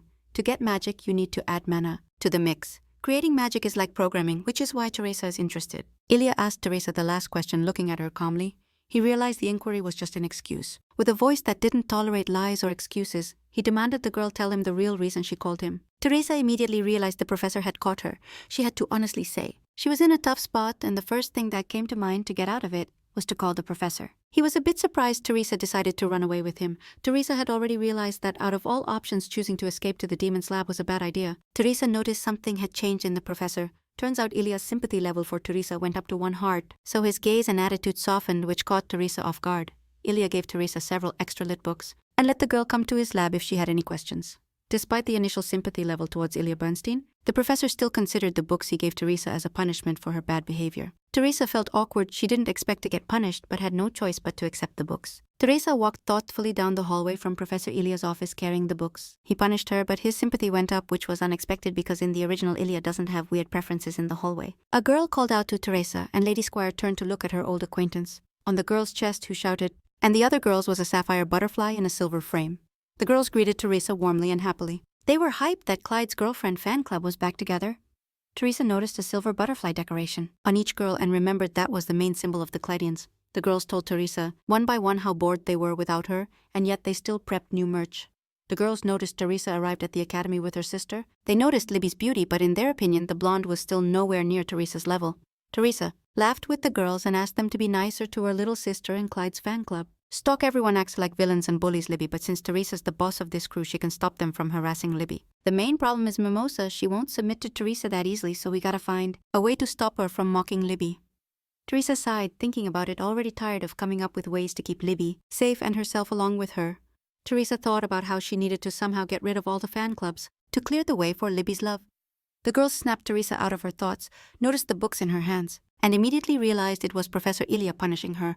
Teresa exhaled. Reading isn't a punishment for her. Don't feed her bread. Let her learn something new from this world. The blonde girl Tori noticed Teresa was, as always, one step ahead of everyone. The brunette tilted her head confused. She had no plan. Just wanted to read what Ilya gave her. Tori reported that Clyde was currently in the library, and Teresa needed to go to the library to read.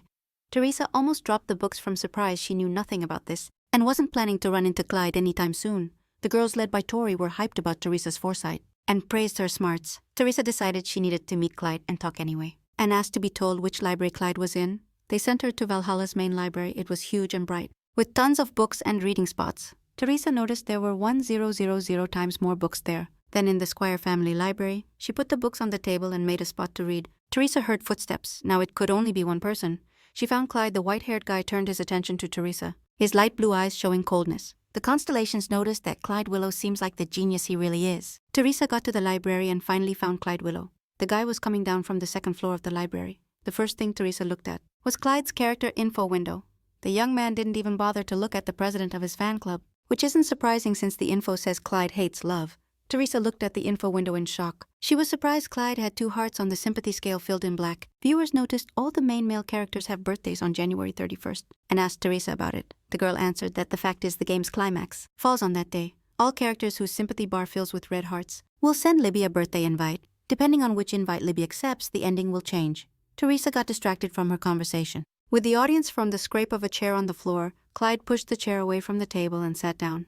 Teresa turned her interested gaze toward the boy. Despite her obvious dislike, Willow sat not too far from Teresa to keep up appearances. Teresa returned to the books that Professor Ilya had punished her to read about one of the constellations. He demanded that Teresa sit across from Clyde, but the girl refused, saying that Clyde wasn't constantly in the library. It turns out the Valhalla Magic Academy belongs to the family. Willow, Clyde's grandfather, is the president of the academy. Clyde's father, Leonardo Willow, died at a relatively young age from a mental illness. Therefore, the Duke of Willow named his grandson Clyde Willow as his heir. Unfortunately, relatives from collateral branches opposed this decision, citing the fact that Leonardo's mental disorder was passed down to Clyde. However, once Clyde graduates from the academy, the relatives won't be able to challenge the Duke of Willow's opinion or question Clyde's abilities anymore. Now, while there's still a chance to change the academy president's mind, all branches of the Willow family are waiting for Clyde to slip up. Clyde just needs to survive this year, so he simply hides from danger and intrigue in the library. Clyde noticed the attention Teresa was giving his unmodest self and turned his gaze toward her, throwing a cold, angry look at the girl. He was clearly not happy with the brunette's attention. Teresa didn't pay much attention to Clyde's presence.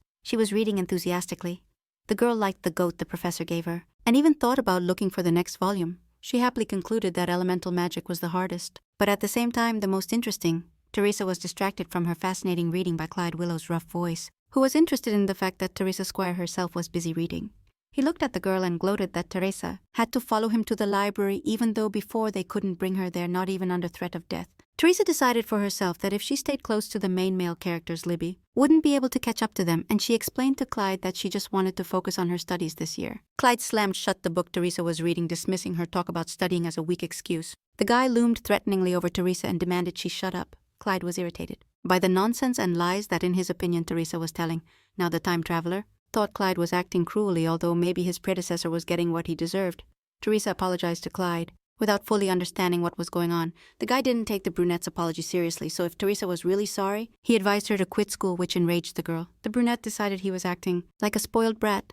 Teresa looked directly at Clyde while one of the onlookers reasoned that if she left the academy, the game would be over, and Teresa couldn't allow that or else she'd die. Teresa said it would be hard for her to quit her studies. Her calm and polite tone surprised Clyde. She promised to show up less before the future academy president, agreeing with the crowd that if she left the academy, death awaited her. Teresa's words amused Clyde, and he couldn't help but laugh.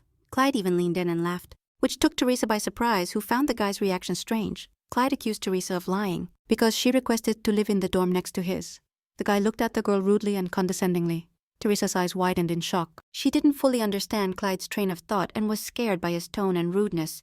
Clyde continued accusing the girl of being the dumbest, wildest, and most selfish person he'd ever met while continuing to pressure Teresa.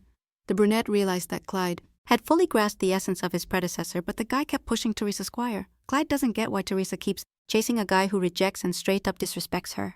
The constellation said that in moments like this, it's usually said that the feelings are gone, But that would be way too predictable and boring. Teresa agreed with them, but unrequited love isn't that simple. Teresa's crush on the willow heir is the main reason she's dying to survive. She needs to end these unreturned feelings. Teresa clutched her chest, looking embarrassingly vulnerable, and admitted it was hard to explain what she felt now. Clyde Rio thought Teresa was about to make a move to win him back, but the willow heir was already getting ready to leave. The only thing that stopped Clyde was Teresa kept talking. The brunette confessed that loving him felt too natural. The calm honesty and a certain warmth in Teresa's words froze Clyde and made him turn to look at the girl. Confused, Popodanka thought about his past life. He created this world with his own hands. Clyde put a lot of effort into crafting the main characters, so he just can't hate them. Teresa tenderly told Clyde she loved him like it was fate, but couldn't explain why she felt that way.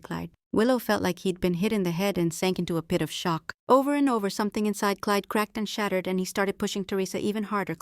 In today's recap Manhwa, she repeated Teresa's words coldly and cruelly, looming over the girl. It turned out Teresa often said these words to Clyde with a different tone, but exactly those words. However, this time Clyde's reaction was way too serious. Like he noticed something major had changed in Teresa. Teresa cut him off abruptly, telling him loud and clear she wouldn't love him anymore. The crowd was a bit thrown off by Teresa's statement, and she herself was surprised by her own rushed reaction. But the brunette decided that was the best move. She couldn't hide her feelings. Teresa admitted she couldn't hate Clyde. She smiled softly and reached out her hand for a handshake, suggesting to Clyde they just ignore each other and live in peace. Clyde stayed silent and quickly walked away from Teresa. He turned around and left that library room, distancing himself from the very changed Teresa. Teresa felt uneasy because Clyde left without even answering, and the Constellations wondered if Teresa might have just lied to Clyde. The girl started picking up her books and said lying to the treasure isn't that easy. Clyde walked fast down the hallway, almost running, his footsteps echoing in the silence of the huge halls. A low growl started building in Clyde's chest, and the guy grabbed his head, baring his fangs. He stopped abruptly in the middle of the hall. A crowd of thoughts raced through his mind, quickly replacing each other. The boy's blue eyes turned red, his hair was messy, and the main thought pounding in his brain was he couldn't get how Teresa could do this, how she could suddenly refuse to love him. Clyde's inner voice woke up and started analyzing the new Teresa. Clyde's alter ego appreciated Teresa's pure feelings and noted that before, the girl's confessions only made him feel sick. Teresa's soul seemed changed. A sublime kind of love the brunette now feels is sweet and charming. The voice in Clyde's head tried to say Teresa would now fight for her dream till death, but Clyde silenced his inner buddy. Meanwhile, Teresa kept telling the Starfield audience why Clyde shouldn't lie. In fact, Clyde is half human, half demon. Clyde is half demon. The inner voice got mad at being silenced. It pushed Clyde. The boy's reflection smiled, accusing Clyde of still thinking of himself as human. It was revealed Clyde was the son of his succubus, a seductive demon, and Leonardo, a human. People would never recognize him because of the demonic nature he inherited from his mom. Clyde lowered his hand toward the black magic portal. In his hand was a glowing, magical amulet ball. Pushing away the darkness, he pulled it to his chest and squeezed it tight. Clyde was clearly pissed and upset. As Clyde channeled mana into the amulet, the darkness around the boy started fading away gradually. The red and black tentacles of Clyde's demonic essence finally began releasing their grip under the moonlight. The last words of the young demon double were heard that day. He was pissed because Clyde was pushing him away. Another curse aimed at his demon brother slipped from the hero's lips. It was time for Clyde to chill. Teresa walked up to the dorm, which turned out to be a separate 2-story building. Teresa looked with amazement at the majestic spot where she'd be crashing for the next year. The girl stepped into the room. She'd been warned it was run down, but honestly the hostel looked pretty chill. Teresa wanted to grab a snack. Right then she spotted a note from one of her maids. Clever Eloisa handed Teresa a sandwich. Teresa tossed her books on the table. Finally the day was done. The girl collapsed tiredly on the bed, wishing the day would end chill and peaceful. The girl found the strength to get up. She was gonna grab a snack, then read a bit, and finally crash. Unfortunately, the girl's plans weren't about to happen. A familiar voice asked how her first day at the academy went. The admin, Oswald, decided now was the time to drop by Teresa's. The brunette's face twisted in fear, a chill running down her spine when she heard the voice of the unexpected annoying guest, Oswald. Oswald grabbed the sandwich from Teresa's hands and looked at the snack with disgust, at which point Teresa stepped back scared in front of the channel admin. Oswald looked at the sandwich like it was some inedible thing, not just bread and salad, but some kind of toy. The dude threw the food bag on the floor. Now the sandwich was totally ruined. Oswald gently scolded Teresa for not eating right, and the girl clenched her fists in anger. She really wanted to smack the guest. Oswald took Teresa's hand with fake softness. He accused the girl of not eating well. Teresa shuddered at those words. Teresa announced Oswald had turned the commercial back on. The brunette watched every move of her interlocutor closely. The admin kissed the girl's hand and praised her thanks to Teresa. Interview requests keep rolling in one after another. With a snap of his fingers, Oswald swapped Teresa's academy uniform for a gorgeous gold dress. The scene changed, and Teresa found herself at a table in front of Oswald with a variety of fancy dishes laid out. The admin smiled, but the excitement didn't reach his eyes. He motioned for Teresa to sit at the table. Teresa felt embarrassed and asked straight up if Oswald really just wanted to eat something with her. Oswald grinned slyly and said that sharing a meal would clearly look like a boring pastime to the public. Oswald snapped his fingers, and the world around Teresa spun like a top Thousands of viewer comments popped up in front of the girl. She didn't expect so many people to be interested in hearing her. Teresa didn't even have time to realize what was going on. The screams of thousands of commentators gave the girl a headache. She made a pain gesture and messed up her hair with her hand. The admin confirmed the obvious to the viewers. They really love it when she's on air. Teresa laughed skeptically and glanced sideways at Oswald, noticing that the constellations were crazy about the admin. Teresa compared the audience to Clyde and Damien's fangirls who keep chasing Oswald's attention, even if their crush doesn't show anything back. Oswald moved behind Teresa again, proving he was the one in control. Teresa swallowed nervously. Her body froze with fear and her legs gave out. Oswald, like a gentleman, pulled up a chair for Teresa and announced that the comments Teresa had seen before had been censored. The manager pointed at the dish prepared, especially for Teresa, and hinted that she should have noticed there were more coins than donuts. Teresa stayed silent at Oswald's words. She actually did notice that the number of coins she had was always way higher than the number of comments. Oswald popped open a bottle of red wine and poured the girl a drink, warning her he usually didn't stoop this low, but that the situation called for it. The admin figured there was nothing wrong with an interview over a meal. Teresa eyed the glass filled with red liquid suspiciously. Teresa looked at the plate served for dinner and noticed Oswald. He was trying to look decent despite his attitude, throwing a condescending glance at Teresa. Oswald. He started explaining that before joining the stream, viewers read the description and sometimes even the game guide. The streamer has to drop important info to the constellations but can't spoil the whole game plot. While Oswald was talking, Teresa watched him closely. Her eyes showed a complex thought process. Teresa figured out that the constellations only know general info. About the gods game, the viewers don't know the real identities of the heroes or the endings. The admin asked them to keep that in mind. Elia flashed a predatory smile and asked to update the viewers. Teresa hid her eyes behind her bangs. She didn't want anyone to see her emotions. She had no choice and started her story. Teresa began with the story of Professor Ilya staring at her plate but not touching the food. The girl said Ilya isn't a man but a fallen angel turned demon who wants to turn the human world into a second demon world. The human world separates heaven from hell, kinda like a transfer station. Teresa imagined what the human world would be like if Ilya made his plans real, if the human world turned into hell. Then the whole world would literally become a blazing hell. Oswald clarified that the great demon meant the demon king. The man thoughtfully touched his chin, and that didn't mean Ilya could destroy this world in the blink of an eye. Teresa looked away thinking about his words. She remembered her team thought the same. That's why they set some restrictions. Teresa chose a metaphor about life in water and on land. You can't live in both places at once. Same goes for Professor Ilya. Due to limits, he uses a human body to stay on Earth. Like a diving suit, Teresa revealed excitedly that lower-ranked demons use contact with humans to bypass restrictions. Oswald lifted his head hand, signaling interest, and smiled. Pleased with her choice of metaphor, Teresa squinted. A sweat drop ran down her temple. She didn't get it when the admin managed to sit back down. The admin smiled arrogantly, saying that for a simple sandbox game, a game with hell and heaven, this was way too complicated. Teresa was embarrassed. Her creation was appreciated for the first time. She turned away from Oswald. Embarrassed, she started to justify herself with a chatty voice, saying the God's game was above all a mental RPG. Teresa admitted she hadn't planned a well-thought-out world. Oswald closed his eyes and suggested moving to a more important and interesting topic for the constellations. Oswald summoned images of all the main characters from the God's game and asked Teresa for important info for the audience. Today she met the 3 main male characters and listed their key traits. Oswald clasped his hands, chuckled, and addressed Teresa with a mysterious voice. The channel admin, with eyes glowing predatory, rudely asked which of the 3 heroes Teresa liked the most. Oswald asked who was closer to Teresa's ideal guy, Clyde, Damien, or Ilya. Teresa pursed her lips and gave an unexpected answer. She didn't like any of them. This disappointed Oswald, and a spark of anger started to flare up again in his eyes. Teresa understood why the admin was unhappy and gave an answer. Way too indifferent for a romance stream. The girl hurried to fix the situation, nervously tugging the hem of her dress, and said that among the side characters who hadn't appeared, there was one who fit her taste. This character is Professor Felix Lockhart, who can understand animals and has a beautiful lab that looks like a botanical garden. Also, Teresa hadn't met the Emperor yet. The girl with a calm face decided it was too soon to pick anyone. Teresa reported that the characters they met were also nice, and Oswald looked satisfied with how Teresa got out of the awkward spot. Teresa admitted with a serious expression that she couldn't help but love all the characters. Ever since she created them, Teresa nervously gripped the hem of her dress until the fabric creaked. The heavy vibe freaked her out and made her jittery. Oswald grinned, showing his fangs, and said his feelings were pretty basic and boring, but the admin didn't get that Teresa wasn't talking about feelings for the virtual content, but about what really happened to her. Teresa looked down scared and grossed out, realizing she'd upset the crazy admin. Oswald's like a ruthless, selfish god to people, way more dangerous than all the characters she'd met today. This monster in human form could do something to Teresa anytime. Or better yet, he already is. The girl hung her head, defeated. Everything Oswald said now felt lame and boring to her. In today's Reca Manhwa, so she decided to ask the admin if this was his first romance-themed stream. Teresa stared at Oswald and asked what his impressions were. She decided that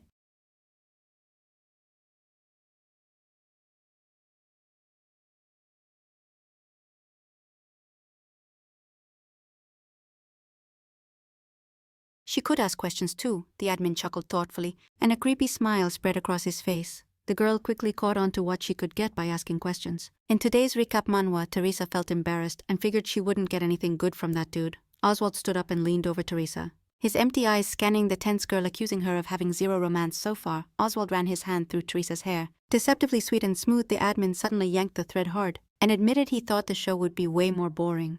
Oswald's expression softened, but that softness didn't reach his eyes. He praised the girl for her entertaining chats. Oswald was even hyped that the romance hadn't started yet. Teresa thought it was boring. The admin grabbed the chair Teresa was sitting on with a rough grip. Oswald loomed over the girl, his eyes shining dangerously, thinking Teresa herself was the interesting part of the story. The admin smiled dangerously, like he was threatening to become a fan of Lady Teresa. Teresa shot Oswald a piercing look, quickly realizing this whole act was just to please the constellations, the guy pretending to be nice to boost his reach. The admin warned Teresa that his viewers weren't human at all, and it would take a ton of incentives to grab their attention. Oswald gave the girl a mission: she had to get into the student council, or else she'd be sent back to the Squire estate and the game would be over. Teresa was scared, not just because Oswald was shamelessly touching her shoulders and hair, but also because Clyde was on the student council, the one she promised to keep distance from. The admin's fingers dug into Lady Teresa's shoulders like claws. There's nothing more entertaining than watching someone suffer in a world that's totally foreign to them. Oswald leaned into the girl's ear and whispered she had to grind hard to earn. The audiences love pointing out that unwanted people like Teresa always end up killing it in their streams. Teresa hid the storm of emotions behind her bangs. This damn admin calls love the circus. She's forced to run for the sake of coins. The girl couldn't take it and shoved the guy's hands off her, pissed. She yelled that he didn't even know what love meant.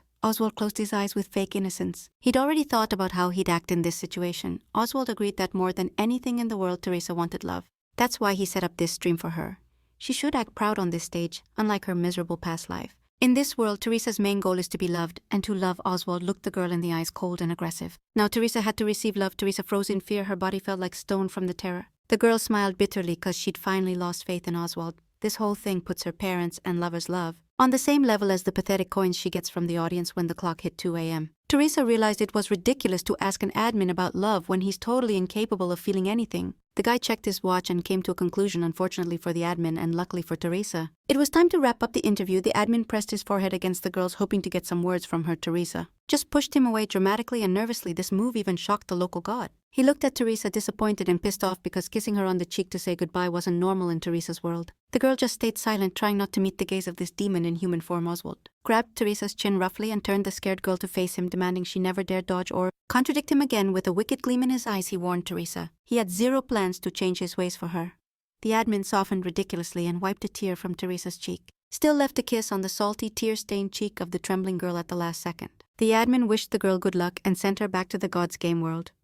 Teresa was back in her bedroom, standing next to the dead sandwich again. Looking closer, it turned out Teresa was still shaking. The shocked girl started picking up the spoiled food from the floor with her hands. She thought she might get away with using magic, but just gave a bitter smile. From now on, she's trapped by the cold admin and the constellations. She lost her real name and is wrapped up in the chains of fake love, she whispered to herself that day. It was finally over, and she sat on the floor for a long time, mourning her bitter fate. In the morning, Teresa acted like nothing happened, getting ready for class. One of her maids started worrying about the boring clothes at the academy. Teresa quickly assured the maid that she just liked that style. Eloisa thought the design's advantage was the butterfly brooch. Fit her figure better than other dresses. Teresa always wore the Clyde Club badge at the academy. At home, Morena didn't wear the brooch because she feared her dad's wrath, and now she also refused to wear the jewel. Both Clyde and Damien are on the student council, and to complete the mission she needs to win both their favor, something the brooch would prevent. Teresa headed to the academy, reading the books Ilya gave her on the way. Teresa pushed global problems aside and focused on Ilya's task. She didn't have time to get familiar with the materials in detail, but she's hopeful for the future, not noticing the path. Teresa bumped into a guy's back, turned out to be Damien. The guy looked at Teresa confused. The girl had to look up to see Damien's face. Teresa apologized for not paying attention and gave the guy a clumsy smile. Damien accepted the girl's apology and admitted he wasn't totally innocent either, though Damien's main gig is studying. He's also a hitman, so it's unclear how he didn't notice Teresa coming. Teresa sweetly asked the guy if he was hurt. Demi looked Teresa over with a scrutinizing look and politely said he was fine. The young guy leaned toward Teresa and noticed something on her forehead. He got close to the girl's face to wipe off the stuff from her face. From this move, Teresa had a flashback of Oswald. When the admin roughly grabbed her face, Teresa pulled away from Damien's hands, scared she didn't even have time to realize what just happened. Damien was shocked by the girl's reaction, eyes wide and eyebrows raised. Teresa felt awkward about what she did, so she quickly changed the subject. Teresa was heading to the main building. Just like Damien, they headed there together. Damien threw a sly predator-like glance at Teresa as she walked away. Damien took Morena to his lab and invited her for coffee. Teresa smiled sweetly and awkwardly at the guy, admired the cozy lab. and mentally wondered why Damien needed this meeting. Damien, while brewing coffee in a covered Turkish pot, pretended to be happy about the girl's words. The place was empty and undeveloped, which pissed off the audience. To which Teresa replied the room reflected the person Damien despises, Teresa, and his attempts to be nice to her are just a front to hide his killer nature. Teresa remembered the lab invite was supposed to happen at a red heart level. Teresa thought Damien's sympathy level had changed. The girl opened the character status window and gasped. Now the sympathy level was full with 2 black hearts. Teresa was stunned just yesterday. When they had a pretty chill convo, Damien only had 1 black heart. She didn't get it and screamed inside in outrage where such hostility could come from. Damien said this was Teresa's first time visiting his lab. The girl dodged the answer. The old Teresa could have easily come on her own, so better not answer the hitman directly. Suspicious Damien acknowledged the girl's words and served her a drink. Damien asked Teresa straight up why she came with her sister to the entrance ceremony. She clearly didn't want to congratulate Libby from the title of best student. Teresa frowned. Damien knew full well Teresa would never hype up someone else's wins.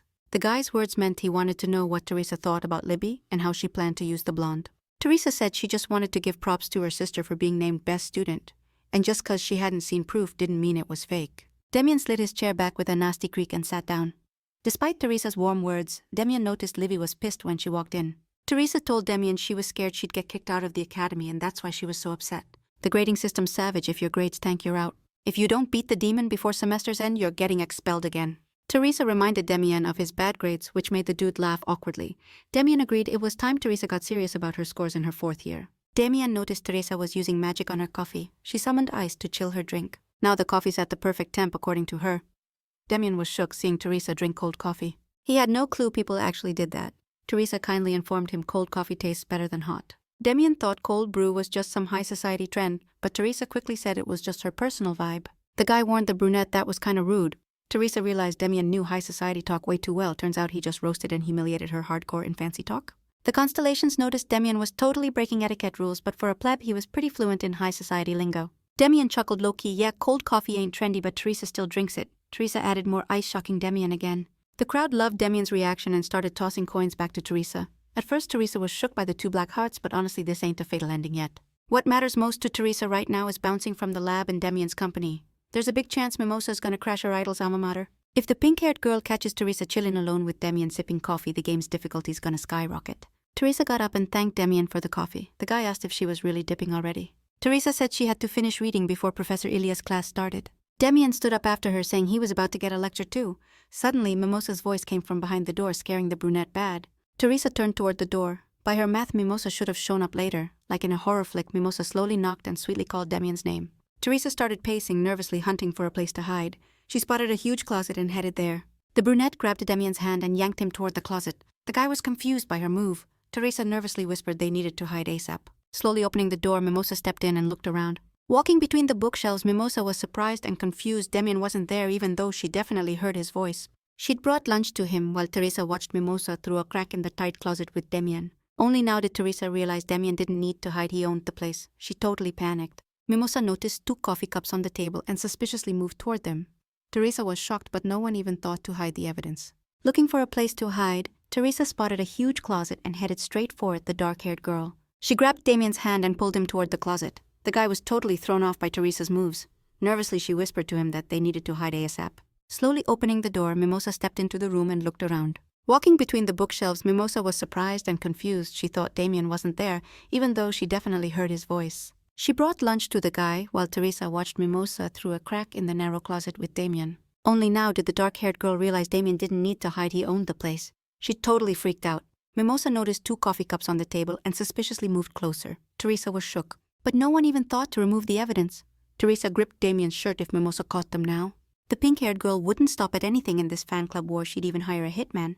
While Teresa was lost in her thoughts, Damien watched her toss and turn in bed with unexpected satisfaction. Suddenly the guy pulled her close by the waist and whispered that they had to freeze or Mimosa would notice. Teresa was stunned and froze in the arms of one of the main male characters. Damien took advantage of Teresa's shock and daze. Teresa's ears were blocked by notification sounds, and the crowd was totally hyped about the romance. The girl looked away embarrassed and thought at least they hadn't been noticed. At that moment, Babe was checking out one of the cups left on the table. Babe's aura was straight up angry. She realized Damien had been drinking coffee with some girl. Since there was a lipstick mark on the cup, Teresa decided she'd have to wipe off the lipstick to dodge any suspicion. Babe got mad because some bold chick dared to catch innocent Damien's attention. Babe threatened that when she found that damn bastard, she'd make sure he got kicked out. When the heroes finally came out of the closet, Teresa admitted she was dead scared of Babe. In today's recap Manhwa, Teresa suddenly went weak and almost fell, but Demian caught her with deceptively gentle care and anxiety. The girl thanked the dude for his help. She stood up wobbling a bit. Demian said closets aren't the best spots to hide, especially as a couple. It's also easy to spot someone in a closet. Teresa took Demian's words as advice from a pro assassin. She stepped back and smiled at Demian, politely asking him to point out the best hiding spots next time. Demian took the brunette's words his own way, deciding the girl would come back to see him. Teresa had zero plans for that, looking confused and uneasy. Demian asked Teresa why she hated him. Teresa looked at the young guy tenderly and said she didn't hate him but thought Demian was the one who hated her, not the other way around. Demian asked the girl what she thought of him, and Teresa calmly replied she considered them kind of friends. Demian faked innocence, comparing friendship to Babe's behavior, and didn't get why they were hiding like they'd get caught cheating. Teresa said Babe would have just misunderstood everything. The brunette didn't want any drama. Demian suggested they'd see each other in secret now. Teresa thought then it wouldn't be friendship anymore. The young guy put his hand on Teresa's cheek and leaned in seductively. Demian went back to the hiding spot topic and where it's best to hide. He used all his charm on Teresa. The young guy admitted he supposedly liked Teresa and wanted to be friends with her. The crowd demanded a kiss, but the brunette pushed Demian away. Now wasn't the time for that, Demian reminded the girl. She had lipstick on her lips and needed to wipe it off to avoid Babe's wrath. Teresa explained her actions, saying she doesn't touch her friends like that lovers do. Demian faked surprise, but the other girls happily accepted his moves. Teresa started gathering her books and explained to the young guy that those girls just loved him as a guy, but for her that relationship was too much. The audience called Teresa conservative, but the girl shot back that Demian was the one acting suspicious. Demian kindly apologized to Teresa as she left. Teresa asked Demian not to cross the line in their relationship. The young guy watched the girl walk away until the sound of her heels faded. Demian took off his glasses, feeling weirdly uncomfortable because he couldn't figure Teresa out. It pissed him off big time that Teresa had changed and he couldn't just read and break her. Damon, like Clyde, noticed Teresa's changes. The guy coldly looked at the broken cup pieces. Not only had Teresa's character changed, but something else too. Now, although Teresa seemed a bit eccentric this time, she wasn't stupid. For a moment, Demian thought about giving Babe his location. But those thoughts vanished the second Teresa grabbed him by the neck. Demian admitted it was awkward. The bird brought Demian a message from the Assassin Guild. The kid took the paper from the bird's foot and carefully gave it a treat in return. The letter was indeed from the guild. Demian's new task was to confirm Levi Square's magic level and report any other notable points. Libby Squire used to live in the slums, where she ended up after being kidnapped from her family. Libby is the total opposite of Teresa. Everyone thought the Dark One would roast her sister. But on dedication day, Teresa was insanely sweet and kind to Libby. Demian started typing up a reply for the guild. We gotta boost security at the Squire house because there's a chance Libby has white magic. White mages had been gone for ages, and the guild was basically begging to try to find them. No way Teresa didn't know about this and was using Libby as bait. Demian figured there was no point overthinking it. Teresa's dumb for sure, but what she's planning is still a mystery. Her face shows new vibes. She used to be annoying, but now she's giving off trust with that sweetness. Demian set the bird free with the guild reply, decided he'd keep an eye on Teresa himself for now. Demian's sympathy level for Teresa at that moment hit red hard. Teresa's gone full crazy. Ilya's got a lecture soon, and she still hasn't finished reading. Walking down the hall, Teresa spotted a bulletin board, saw the propaganda posters for the Sildis and Demise, and realized war starts with recruitment. She noticed instructions on how to join the student council, just what she needed. People were wondering who'd dare join the student council when it's so dangerous. Teresa started explaining this to the constellations. The Valhalla Student Council is like a squad of magic knights. Led by Clyde and Damien, the student council regularly fights monsters. And if demons show up, they're the first called. They get full support because student council members' death rates are unusually high. Joining the student council is one of the best ways to level up your success. After graduation, members instantly get villa house protection and are invited to the imperial court to receive a medal. For Teresa, it's basically all useless. Willow's an enemy of the Squire family, and Teresa already has the title. Teresa sighed deeply. She didn't want to increase her chances of dying, but fighting monsters sounded way better than chilling in the mansion. Suddenly, a familiar voice called Teresa's name. It was Professor Ilya. The guy came up behind the girl and asked if she was thinking about joining the student council. Ilya's unexpected appearance shocked the girl. Teresa gasped and jumped back away from the approaching professor. She nervously greeted the man and thought she almost had a heart attack from the scare. She hadn't even finished reading the books and already ran into Professor Ilya. The professor ignored the student's fear and told her to read the book she was holding now after finishing the previous 2 parts of the series. Teresa replied, surprised that she'd done exactly that. She assumed the professor thought she'd started reading from the last part. Turns out he didn't mean yes. She had to read the whole lecture. Professor Ilya looked at the girl surprised and asked again if she really read it all. Despite obvious nerves, Teresa confirmed she'd read all the books, but the last one was kinda tough. The girl tried to switch topics. She was gonna read the rest during lunch and had just bought a sandwich for the meal. An awkward silence fell between Professor Ilya and Teresa. For some reason, Teresa showed the professor the sandwich she bought. Shaitan admitted she didn't have time to finish everything before the lecture started and apologized for it. Professor Ilya reminded her he never said she had to finish reading before the lecture.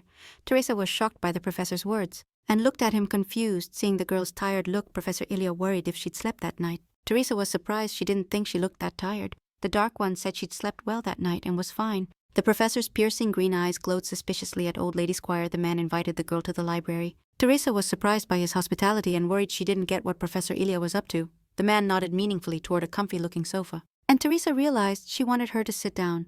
Teresa followed the teacher's order and dropped onto the couch. Yesterday it was just one body, but today the girl didn't get why he brought her there.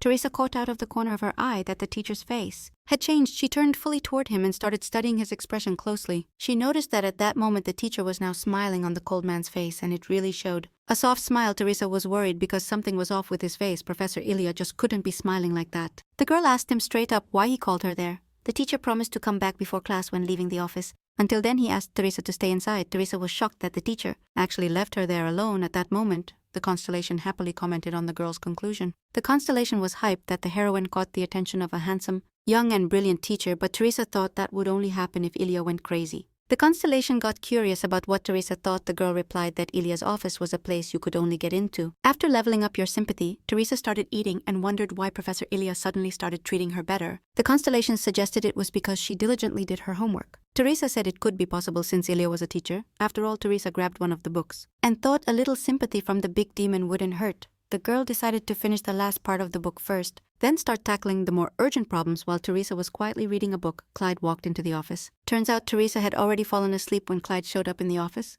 Clyde looked at the sleeping girl, wondering what she might have forgotten there. Turns out Professor Ilya sent Clyde here to deliver a request to Teresa to join the student council. Clyde Garden looked at the statement and squeezed it uncertainly. Clyde glanced sideways at the sleeping girl and got mad because Teresa didn't want to join the student council. At least her intentions clearly weren't pure. Clyde frowned as he kept analyzing Teresa's possible plans. Despite the girl's calm, Clyde decided she was up to something shady. Clyde didn't know anyone greedier, more egocentric and selfish than Teresa, and the student council has to be involved in monster and demon extermination. Constantly fighting monsters puts the student council members' lives at risk, and Teresa would never do that because self-sacrifice isn't her style. No. He looked back at the girl's body next to him. Clyde noticed a third-year Academy Magic textbook. The young guy sat down and grabbed the book. What was written in that textbook? Teresa should have studied it last year, Clyde thought. Better late than never to learn the material. Clyde paused mid-move and decided all his thoughts were complete nonsense after all what she told Clyde yesterday. She's sleeping peacefully in the teacher's office. Clyde decided her words about love were a lie. The young guy was jealous of her toward Ilya. Clyde called Teresa a stupid person who admires her own shell. In his opinion, the girl didn't even suspect her true nature. The images from the day before literally flashed before the young guy's eyes, and he saw Teresa repeating once again that she loved him. Clyde wondered if maybe Teresa had imperial blood in her veins, or like the mimosa, intuitively felt the danger coming from him. If she could repeat her words about loving Clyde, these thoughts would annoy the guy and make him lower his head. The young guy called Teresa a demon bigger than any other. He doubted Teresa could even feel something like love. Clyde clenched his fist. He didn't want Teresa to lie or mock him. He slammed the statement on the table, called Teresa disgusting, and left the office. He didn't want Teresa to lie or mock him. He slammed the statement on the table, called Teresa disgusting, and left the office. Clyde's sympathy level was at 5 empty hearts. After a while, Teresa finally opened her beautiful gray eyes. Seeing the teacher, the girl literally jumped onto the couch and urgently stood up, yarn in hand. She couldn't believe she'd fallen asleep right in Professor Ilya's office. Ilya calmly closed the book he was reading and confirmed Teresa was awake. The man handed the girl an official document. Teresa immediately realized it was an application to join the student council and asked Ilya about it. Professor Ilya condescendingly told the girl that if she really wanted to join, she needed to fill out this form and hand it in.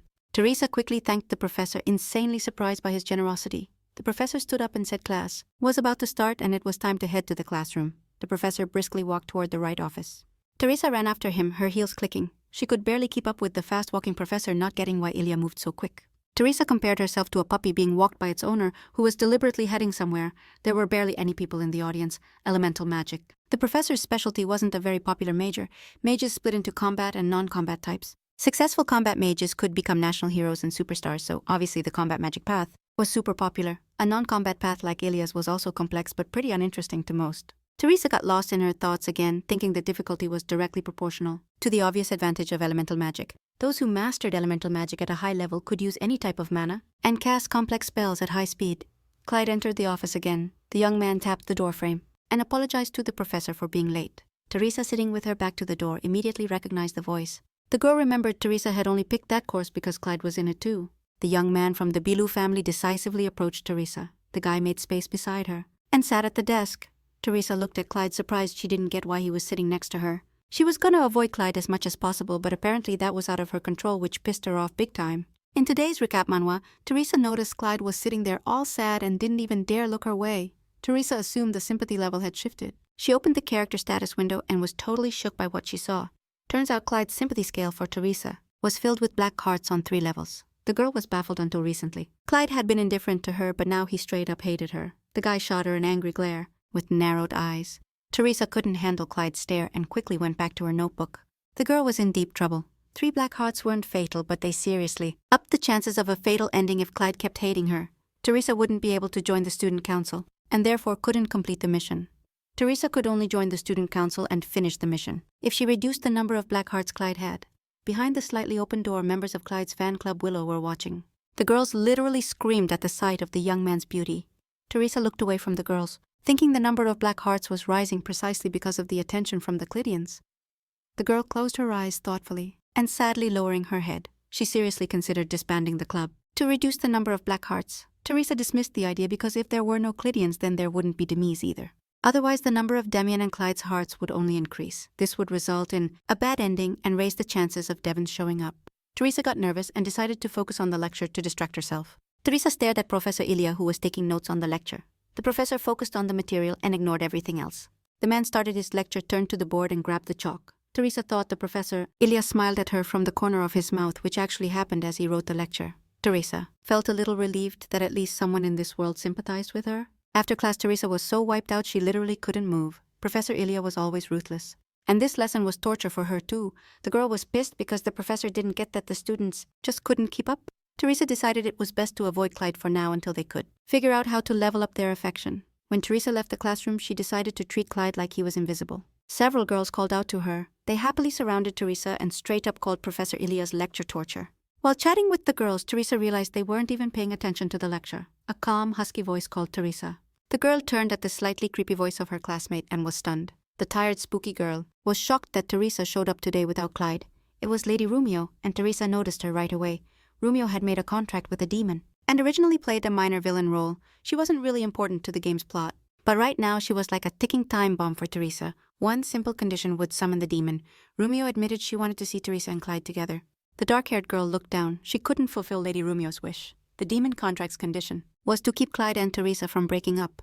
If Clyde distanced himself from Teresa or got close to another girl, a demon would appear in the world.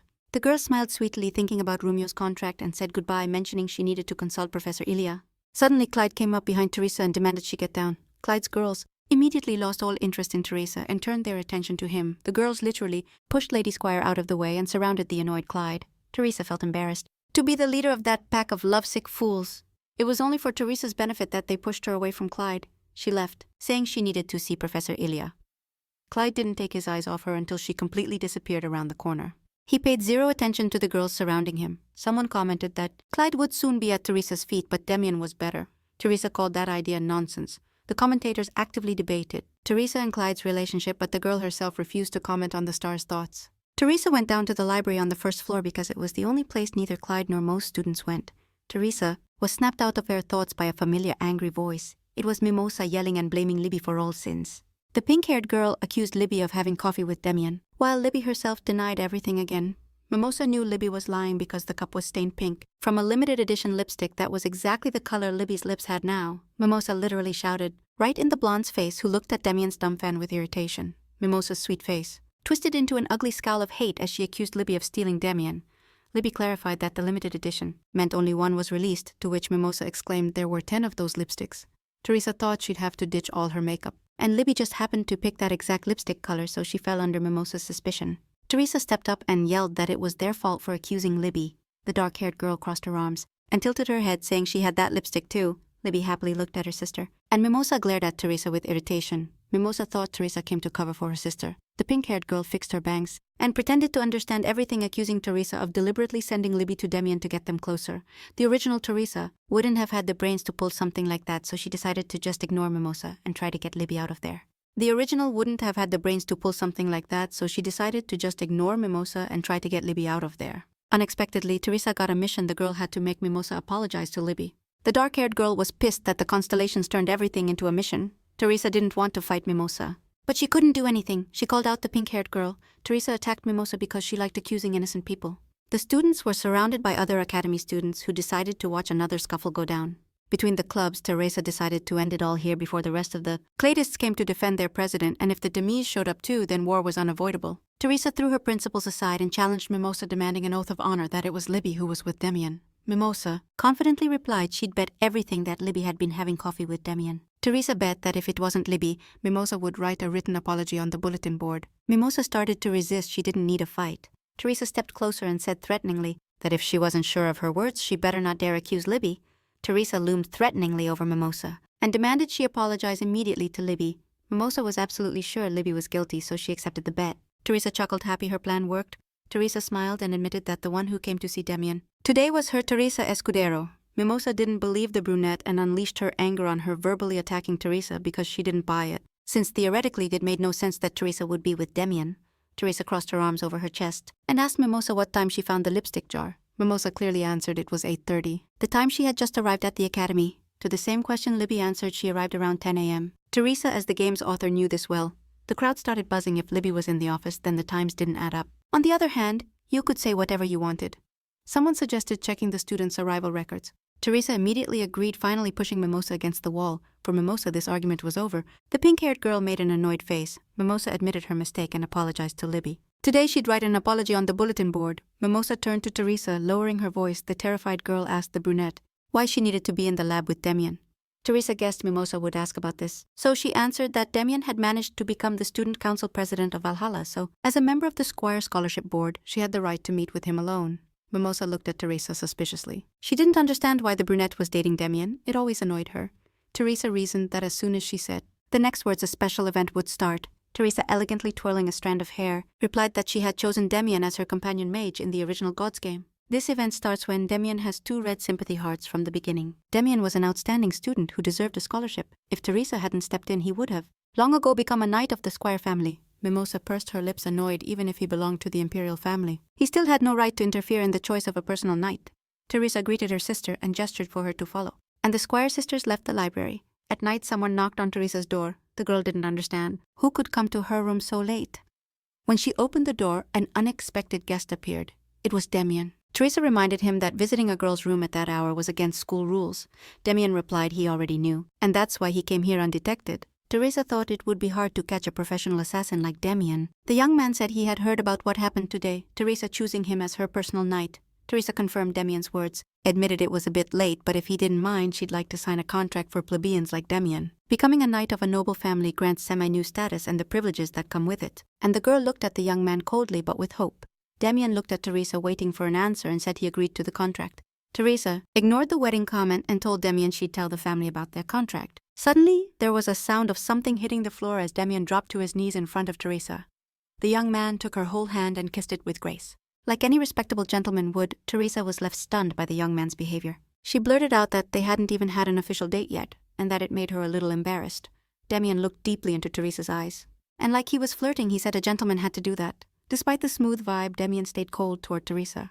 The girl was shocked that the hitman smiled so brightly. She stared at the young man in total disbelief. Demian slowly rose from his knees and told Teresa he was leaving. As he walked out, Demian turned around and wished Teresa sweet dreams. Teresa thought the warmth coming from the young man's smile was probably just a trick of the light or her wild imagination. Teresa watched Demian leave and noticed something had definitely changed. She decided to test the sympathy level. Teresa was stunned by what she saw. Her eyes went wide with surprise. Teresa discovered Demian's affection level had jumped to a red heart. As I walked back to my room, I thought with interest that these quick changes seemed way too sus. The girl decided that since this was no longer a game, this could totally happen because Demian was a real person living in this world. Teresa needs the main male character's sympathy to level up in the game, but she doesn't want to get too attached to them because after the hidden ending, she plans to bounce to the sky in the morning. Teresa showed Professor Ilya the books she'd been given. Ilya asked if she had any questions left. Teresa said she found the parts she didn't understand in other library books and learned everything, and it was like flowers of joy were blooming around her. Professor Ilya carefully examined the book Teresa handed him. He stood up, which gave the girl a bad feeling. The man returned the book to the shelf and pulled out a new one. Ilya handed Teresa a new book and advised her to read this one. Teresa took the book from the professor's hands with trembling fingers. Teresa nervously wondered if every time she met the professor, he'd give her a new book. Teresa thought skeptically that she definitely enjoyed reading about magic. But coming here every time and spending time like this was kinda stressful for her. Professor Ilya reluctantly turned around, getting ready to head to class. Ilya looked at Teresa with tenderness and advised her not to stay up too late, because as a kid she needed her sleep. Teresa looked at the professor, surprised he remembered her sleep deprivation incident. The professor seemed indifferent, his tone emotionless, but for some reason she felt his concern. You smiled sweetly, tilted your head shyly, and looked away as you accepted the professor's advice. The professor looked at the student tenderly but didn't understand why she was smiling. Teresa was super surprised by the professor's reaction. Ilya, she thought he got it all. Teresa touched her chin in shock, not even realizing how she was smiling. She was surprised and looked at the professor, asking if she was really smiling. Ilya asked with interest why she was smiling. Teresa started to answer thoughtfully, awkwardly meeting the professor's eyes. The girl said, in today's Reca Manhwa, she was happy he cared about her. Professor Ilya, confused, raised his eyebrows to the bridge of his nose and looked back at the student. His face clearly said he didn't even understand why he was worried about Teresa, which made the girl feel super uncomfortable. As he left, the professor said he had submitted Teresa's admission application to the student council, and the girl thanked him. A week later, Teresa started thinking no one from the student council had contacted her yet, and that was actually sus.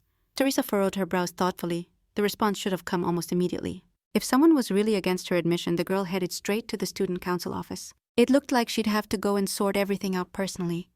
Entering the rock room, the girl looked around, and she was shocked that no one was there when a familiar voice told Teresa it seemed like any damn fool could just walk right into that place now. Clyde was waiting for the girl in the office, saying it looked like they were going to ignore each other and keep their distance, but they saw each other way too often.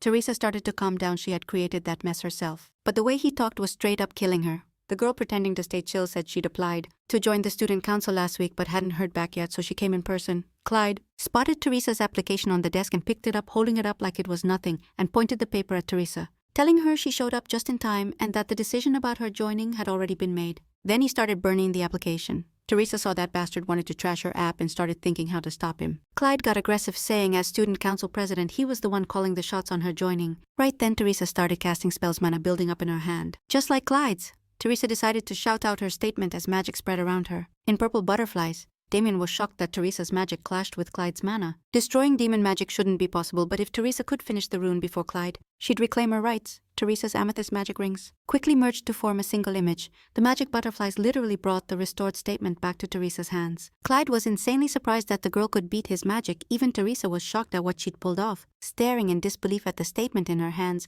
Teresa raised her hands happily and looked at the paper. She did it. Clyde called the statement back to his hands. Teresa showed it off to Clyde, hyped that she broke his magic, and summoned the statement. Clyde clenched his teeth in anger, grinding them together. Teresa looked scared at the angry look on the young man's face. Clyde called the girl crazy, and Teresa had to step back. About his tone and actions, Clyde loomed over the girl like a storm and threatened to snatch that piece of paper from her. Even without magic, Teresa had to back away from the guy looming dangerously over her. Teresa honestly looked at Clyde and said she didn't want to join the student council at all, just to annoy him. She thought he wouldn't want her to join anyway, but the mission forced her. Teresa said if the lady of the Squire family joined the council here, more people would volunteer to join the monster house. Clyde had nothing to say to that.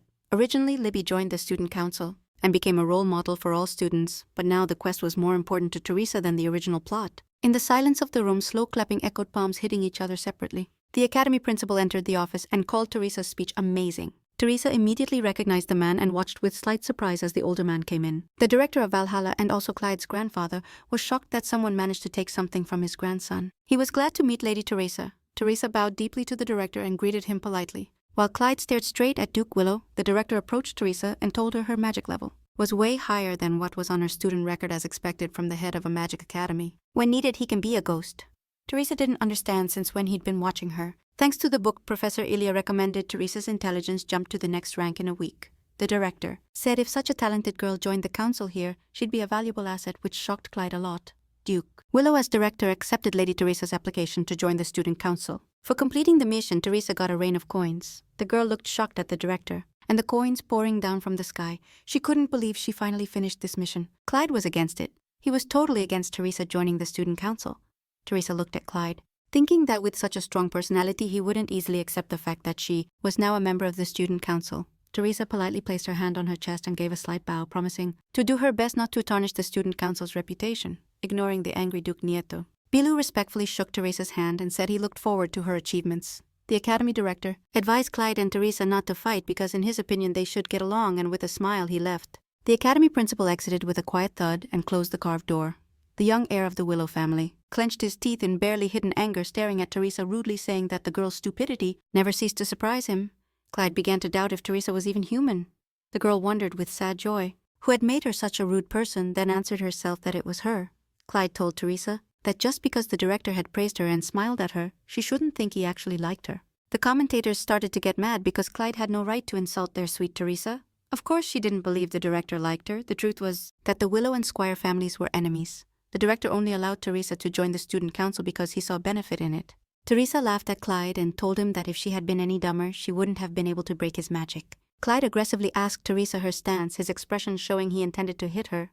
A drop of sweat rolled down his cheek. She couldn't defend herself against the young man. Teresa looked away from the angry Clyde, accidentally laughed at him, and thought the guy looked way too funny when he was mad. Clyde's eyes turned red, and he asked again what Teresa's words were supposed to mean. It pissed him off that Teresa, having broken his spell just once, imagined herself as something important. Teresa was clearly surprised. She hadn't thought of herself any differently at all. It was Clyde who saw something that wasn't there. Teresa thought she had to finish quickly before her rebellious nature woke up again, so she said goodbye fast as she left. Teresa told Clyde she hoped they could work together. Clyde stayed silent in response. Teresa stayed in the office and didn't even move. The academy office was as crowded as always, and now after Teresa was announced as a student council member, especially Teresa, embarrassed, pushed her way through the noisy crowd trying to block her path. Even though Clyde and Teresa had agreed not to cross paths, Clyde walked step by step behind Teresa, his aura screaming, "I want to kill," and everyone whispered because Teresa usually followed Clyde, not the other way around. The girl feared that if she didn't slow down people and Clyde would catch up to her. Suddenly Demian appeared around the corner and blocked Teresa's path. Teresa didn't notice Demian and bumped into his shoulder. The girl let out a short gasp, more surprised than hurt. There was a totally elastic impact between Teresa and Demian, and the girl started to fall backward. Clyde, who was walking behind, grabbed the girl, but Demian also rushed to catch her, causing an awkward scene. Teresa immediately hurried to apologize to Demian. She hadn't seen him and felt guilty for the collision. Demian realized it was the third time they'd bumped into each other, and Teresa also apologized for that, promising to be more careful. The commoner smiled brightly at Teresa and told her it was all good, that the important thing was she wasn't hurt. Teresa thought happily that people with red hearts had a totally different vibe. Clyde aggressively reminded the girl that she was still in his arms. Teresa looked back at Clyde. Somehow she had even forgotten he had caught her. The girl thanked the young heir and hurried to stand up. She was incredibly uncomfortable because Clyde had caught her. Clyde said he didn't catch Teresa, just stopped her because if she had rolled on the floor she would have been in his way, so she should apologize, not thank him. Teresa was skeptical about Clyde's statements, so he playfully apologized.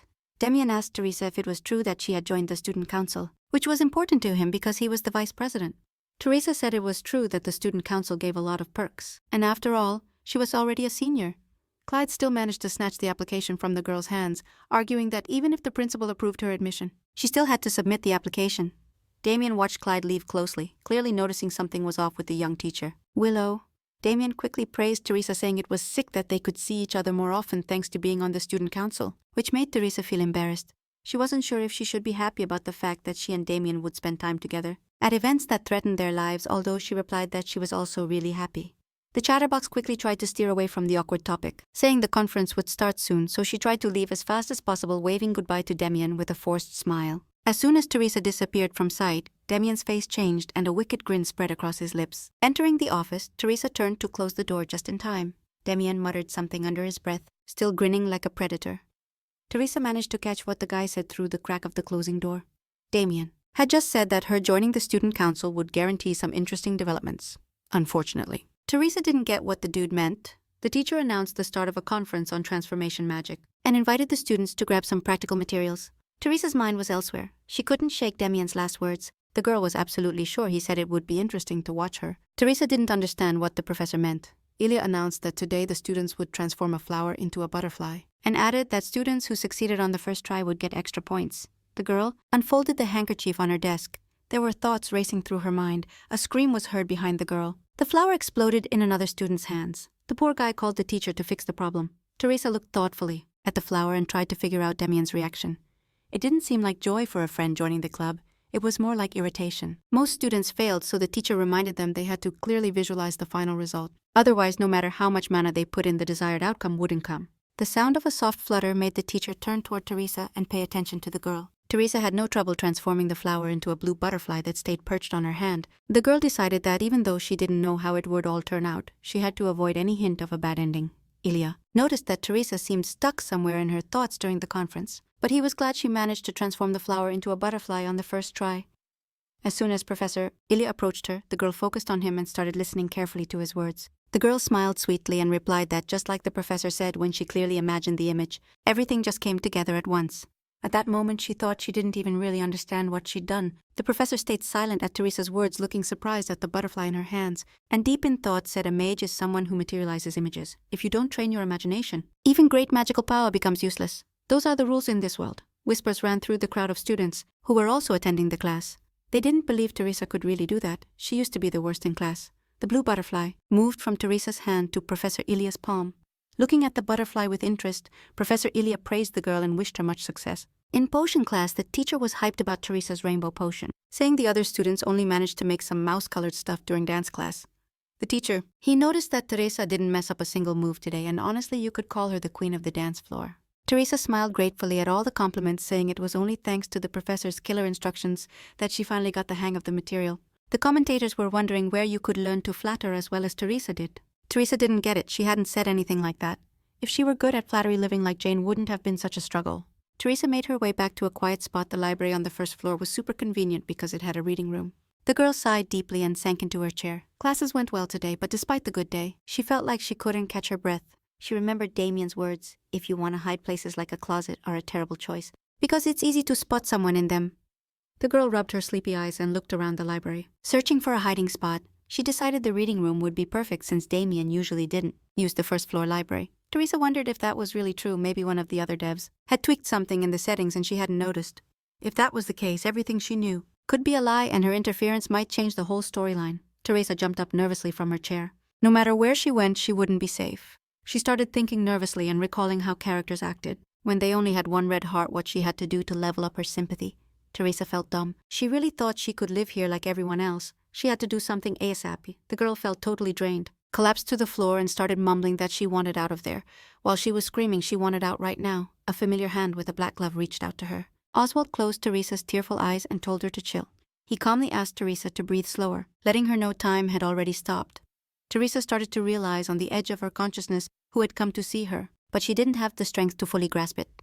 Completely wiped from the experience, Teresa was told not to crash so soon. The administrator gently stroked the girl's cheek and Teresa's tired mind took it as a sign of safety. She relaxed and passed out. Oswald immediately scooped her up in his arms. The channel admin frowned in disappointment. Teresa being in that state was no joke. Oswald moved to the Intermountain Zone, where a doctor quickly approached him. The man with the medical bag confirmed that the girl in Oswald's arms was indeed his mamada. The administrator held Teresa firmly but surprisingly gently, lovingly resting his cheek on the top of the brunette's head. Oswald confirmed she was indeed his mamada. The doctor pulled out a stethoscope and started examining unconscious Teresa. The doctor reported that, just as expected, the girl's diagnosis was possession syndrome. Oswald asked how badly hurt she was. The doctor said that, considering the glitches happening, she was in pretty good shape. The healer didn't expect Oswald to stop time, because the stream could have gotten even more intense. The administrator had no reason to slow down. What was going on? Oswald replied that countless VJs couldn't handle possession syndrome and died before finishing their work. Teresa was breaking records, so Oswald couldn't let such a gem go to waste. Oswald smiled softly and kissed the top of the brunette's head. He really treasured her like his favorite toy. Teresa as Bijo is a huge upgrade from the original main villain. Although the host's body appearance changes under the soul's influence, such a dramatic transformation is super rare. That's why the channel admin's expectations for Teresa are sky high. Oswald looked at Teresa and said that be hot with a transformative appearance is always a guaranteed showstopper. The doctor found that statement disgusting because even Oswald, known for being ruthless with streamers, talks like that. So the content is seriously twisted. The doctor noticed Teresa's eyes and reached out to touch the girl's face. The man thought he saw something shiny on the girl's face, so he gently stroked her cheek at that moment. Oswald jerked away from the doctor, pulling Teresa closer to him. The admin shot the doctor a threatening glare. Oswald thinks Dr. Jen is crossing the line. Nobody messes with his girl. The doctor realized he messed up and without thinking reached out and apologized to Teresa. It's just a toy meant to entertain the constellation, but something seemed to cloud John's mind for a sec. The healer's scared of falling out of Oswald's good graces. They say he's got so many coins he could even buy divine punishment if things don't go his way. He can kill another admin and just pay off the sin. The doctor announced that the soul distortion was now targeted. Since the soul had fully merged with the body, there wouldn't be any more sudden possession attacks. Oswald gently stroked Teresa's head and thanked Jen for his work. Autumn reported she'd just dropped some coins into the doctor's account. He turned and walked away with Teresa in his arms, heading the opposite way from Jean. Jean takes this gig because it's hard to say no to that kind of cash, but the admin's dogged attitude gets worse every day. Oswald moved to the admin's resting spot, still carrying Teresa, who was asleep and weak in his arms. Oswald himself noticed the bugs already swirling around, sniffing out the sweet scent of Teresa's pure soul. He was even worried about Lady Teresa. Though invisible to the human eye, Teresa's soul holds countless stars of light. The purer the constellation of love, the clearer the light. The beauty of her light is so perfect that everyone wants to crush that soul without mercy. No wonder Jean's composure wavered for a moment. While Oswald carefully examined his toy, Teresa mumbled something, half asleep at the admin's words. She slowly started to wake up. The channel admin kept his piercing blue gaze locked on her. Teresa's actions shocked him. She snuggled up to him while asleep. Oswald felt a double rush of feelings. When Teresa pressed against his chest, Oswald glanced at the watch that appeared on his hand and realized it was time to visit other channels. The admin gently hugged Teresa, thinking maybe he should give the girl a minute more. Next time he'd try to catch her awake. Meanwhile, things were unstable at the Squire family estate. The Duke Raoul was informed that Teresa had chosen Damien West as her escort mage. The family butler confirmed this, pointing out it was an excellent choice. Damien is the most talented mage in the Squire Foundation. There's even talk he might become the next head of the association. However, Duke Escudero assumed he and Teresa wouldn't get along, since West was a commoner. Sebastian reported he had more news. My Lady Teresa had joined the student council. This surprised Raoul a lot. He thought Teresa joined the student council because of Clyde. The council is a group under the Willow family's control. The student council is made up of students specializing in exterminating demons and monsters. However, the eldest daughter of Escudero joined the student council, which, to put it hyperbolically, could be seen as acknowledging the Willow family's superiority over the Escudero family. Duke Raoul sighed deeply in his opinion. Teresa was hardly smart enough to think of something like that. The Duke clarified there was still no news. Sebastian reported the bear maid had requested a tailor be sent. The maid said the lady's uniform needed fixing. Teresa had recently gotten interested in reading books about magic and hadn't even touched her snacks. Lady Teresa had lost a lot of weight, so she needed a full wardrobe change. Raoul was shocked his eldest daughter never refused snacks and never read books. A tense silence fell over the Duke of Square's office. The sound of the door opening interrupted Libby, who was returning from the academy. The Duke was surprised Libby had come back so early. The girl said she'd enjoyed her classes. In today's Reca Manhwa at the academy, she had made a bunch of friends. The Duke also asked how Teresa was doing and if everything was cool with her. The Duke remembered the Clyde Club with irritation, disappointed it was still a thing. Libby still doesn't know much about her sister, but one thing's for sure, Libby's big sis, Lady Teresa Squire, is a good person. The first time Raoul's son showed real backbone was to protect Teresa. Even he as a dad never justified Morena's actions. That whole situation just didn't sit right with the Duke. He agreed that if Libby thought Teresa was a good person, then she probably was. The father-daughter chat got cut off by little Giuseppe, who said Teresa was a bad spoiled brat. If Livia knew what their mom went through, she'd never call Morena a good person. Livia frowned at Giuseppe, pissed because her bro was dead wrong. Giuseppe looked back sadly at his sister, totally sure Libby was being played. Duke Raoul raised his voice, telling his two kids to chill out, and warned that the next time they pulled that stunt there'd be consequences. That made the kid pout hard. He felt super offended by his dad and stormed out of the office fast. Livia tried to stop Giuseppe, but he was already gone. Raoul opened his desk drawer and grabbed a cigarette. It had been a while since he'd heard the kids curse. The butler agreed Mrs. Olivia and Mr. Giuseppe usually got along fine. People close to Teresa always end up fighting even when she's not around. Lighting the cigarette with a match, Raoul demanded they prep donations. Blowing out thick smoke, the Duke announced he needed to head to Valhalla Academy. The butler cautiously asked if maybe it wasn't worth going so far. But the Duke said the Imperial Majesty was just pretending to care about family drama, but was actually putting pressure on the Squire family. Raoul decided the best move now was to fake that Squire and Willow had patched things up. If all went well, the Emperor would ease up on both families' heirs this season. Every club throws a welcome party for new students, and Clyde's girlfriend club was planning one too. That day, Teresa accidentally ran into the most annoying dude ever, Clyde. Teresa figured it was best to dodge any unnecessary drama while she still could. So she bounced from the guy's side quick. Since they lived in the dorms, their paths crossed all the time. Teresa wondered if she should just move out now. She had enough cash to buy a small place near school, but in God's game, single kids can't just break away from the fam. Clyde sped past her without even looking. He was throwing serious shade at Teresa. The half-demon dude purposely cut in front of Teresa and shot her a nasty glare. Teresa clenched her fist, mad as hell, something the onlookers found kind of funny and childish. Clyde was starting to get under her skin, but Teresa wasn't about to lose it, so she kept moving. She got smoked by a mile. Clyde was way too fast. While she hunched over trying to catch her breath, the guy just strolled straight to the office without looking back at the tired girl. No matter how fast she walked, Teresa couldn't catch him, and that pissed her off. It was time for Teresa to roll with the girls from Clyde's crew. As soon as she opened the door, the girls all turned to her and happily surrounded her. Praise echoed all over the club room, all thanks to their leader, Teresa. Teresa heard the director personally ordered the best room assigned officially because the glue idiots made the biggest donations, but really it was just favoritism from the Grandkids fan club. One of the girls clapped and kicked off the meeting. On such a big day, skipping a speech from their leader was impossible. The girls surrounded Teresa and started clapping, demanding a speech. Teresa looked at the girls calmly and with a bit of attitude, but inside she really wanted to bolt. No matter how fast Teresa walked, she couldn't catch up, and that pissed her off. Time for Teresa to roll with Clyde's girls. As soon as she opened the door, the girls turned their attention to her and happily surrounded the girl. Praise echoed through the clubroom from all sides, all thanks to their leader Teresa. Teresa heard the director personally ordered that the best room be assigned officially because the glue idiots make the biggest donations. But really it was just favoritism for his grandson's fan club. One of the girls clapped and kicked off the meeting. On this big day, skipping a speech from their leader was impossible. The girls surrounded Teresa and started clapping, demanding a speech. Teresa looked at the girls calmly and condescendingly, but inside she really wanted to bolt. Still, Teresa asked why Rumia wasn't here. She often missed class because of her bad health. Teresa thought she could chill and not stress since it already happened.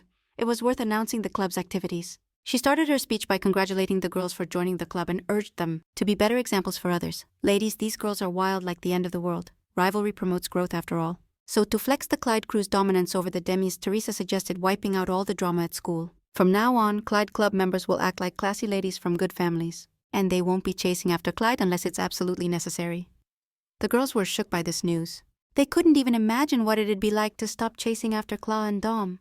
The girls had no clue what it meant to just drop everything all of a sudden and start courting in a whole new way. One of the girls thought this rule was needed because Clyde also felt weird with the crowd always on his tail. Plus this rule was set by Teresa herself, the club leader, so they were all in. Teresa smiled softly at the rest of the club, happy she didn't have to try too hard. Not all candidates chase after Clyde. The noble girls who'd been quietly suffering all this time finally spoke up, and Teresa wrapped up her speech. One girl playfully stepped up to Teresa with something interesting. The girl brought a bottle of wine from her dad's collection. To live long, you gotta drink it to the last drop. It was a 30-year-old wine. Super pricey.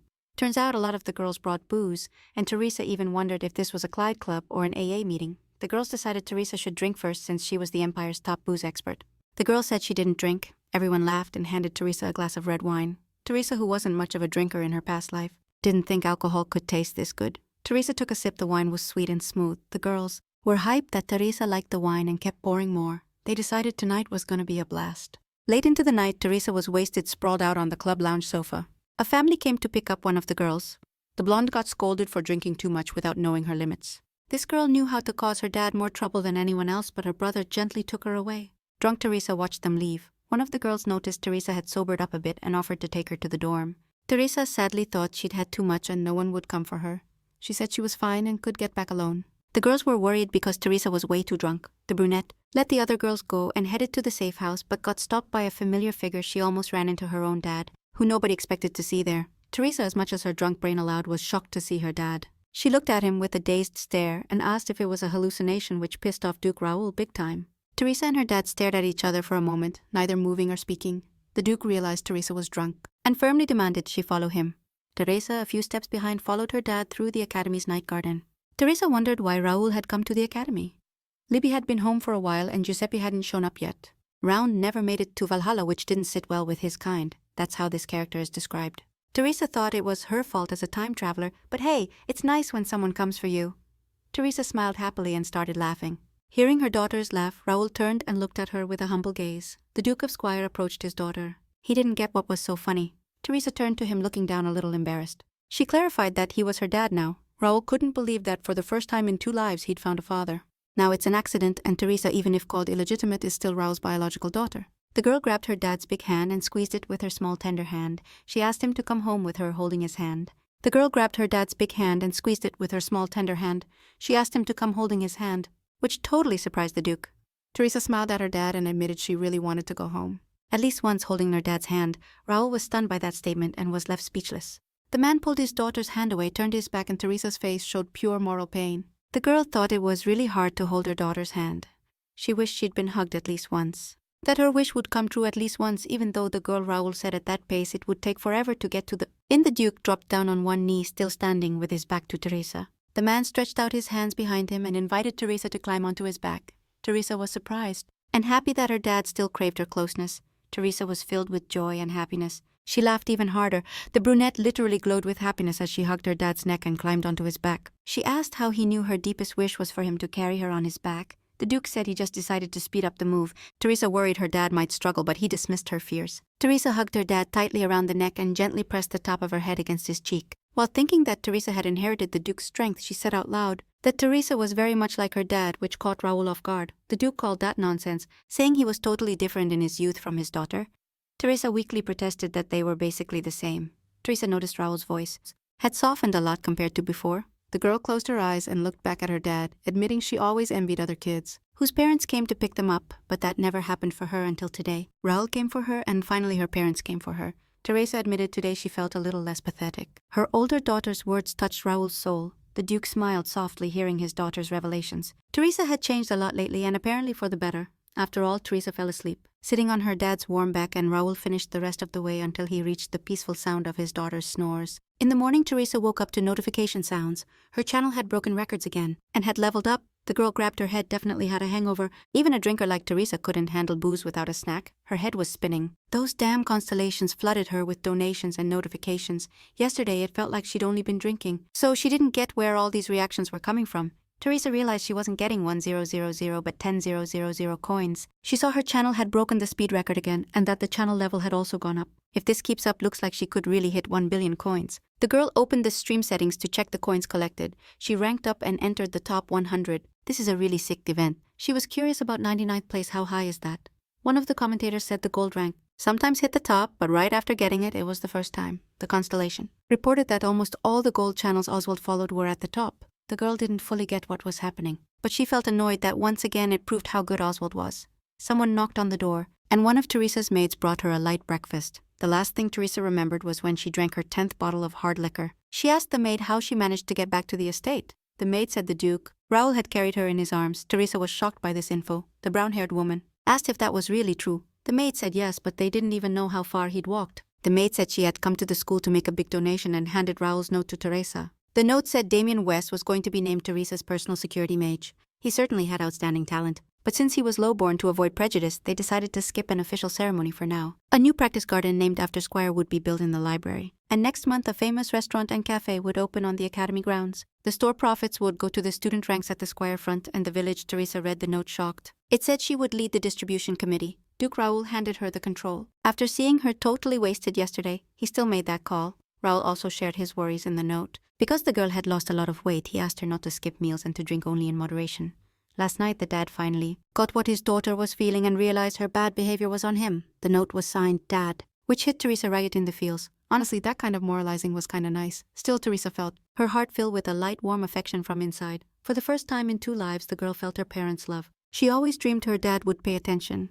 Teresa arrived at the academy, where she was immediately greeted by the rest of the club members who admired her the day before and asked if everything was okay with the girl. Lady Rosie even remembered that the Duke of Squire personally picked Teresa up and carried her on his back. From the main Valhalla building, Teresa knew he was carrying her, and the fact he did it in public was a total surprise. The main building is the busiest spot, the entrance through the central door. Teresa was shocked that Raoul, ignoring everyone's stares, actually carried her. Rosie noticed Teresa blushing. The girls saw Teresa was shy and were surprised because Teresa wasn't the type to blush, probably because she drank too much yesterday and felt awful. Teresa was way too embarrassed and decided to bail on the conversation. She admitted she enjoyed chatting with the girls but had to dip. The flyers noticed she was running away because she was shy. As Teresa walked calmly down the hall, she was stopped by Mimosa's angry shout. The fluffy cat-like girl, who looked like she'd been doused with cold water, lunged at Teresa, yelling she shouldn't have joined the student council. Mimosa said it was enough to have taken Damien as the mage's guard. Why would she also need Clyde? Mimosa's the type who's scared of demons and monsters, and so would never join the student council. That's why Teresa didn't announce her joining, but they still caught her.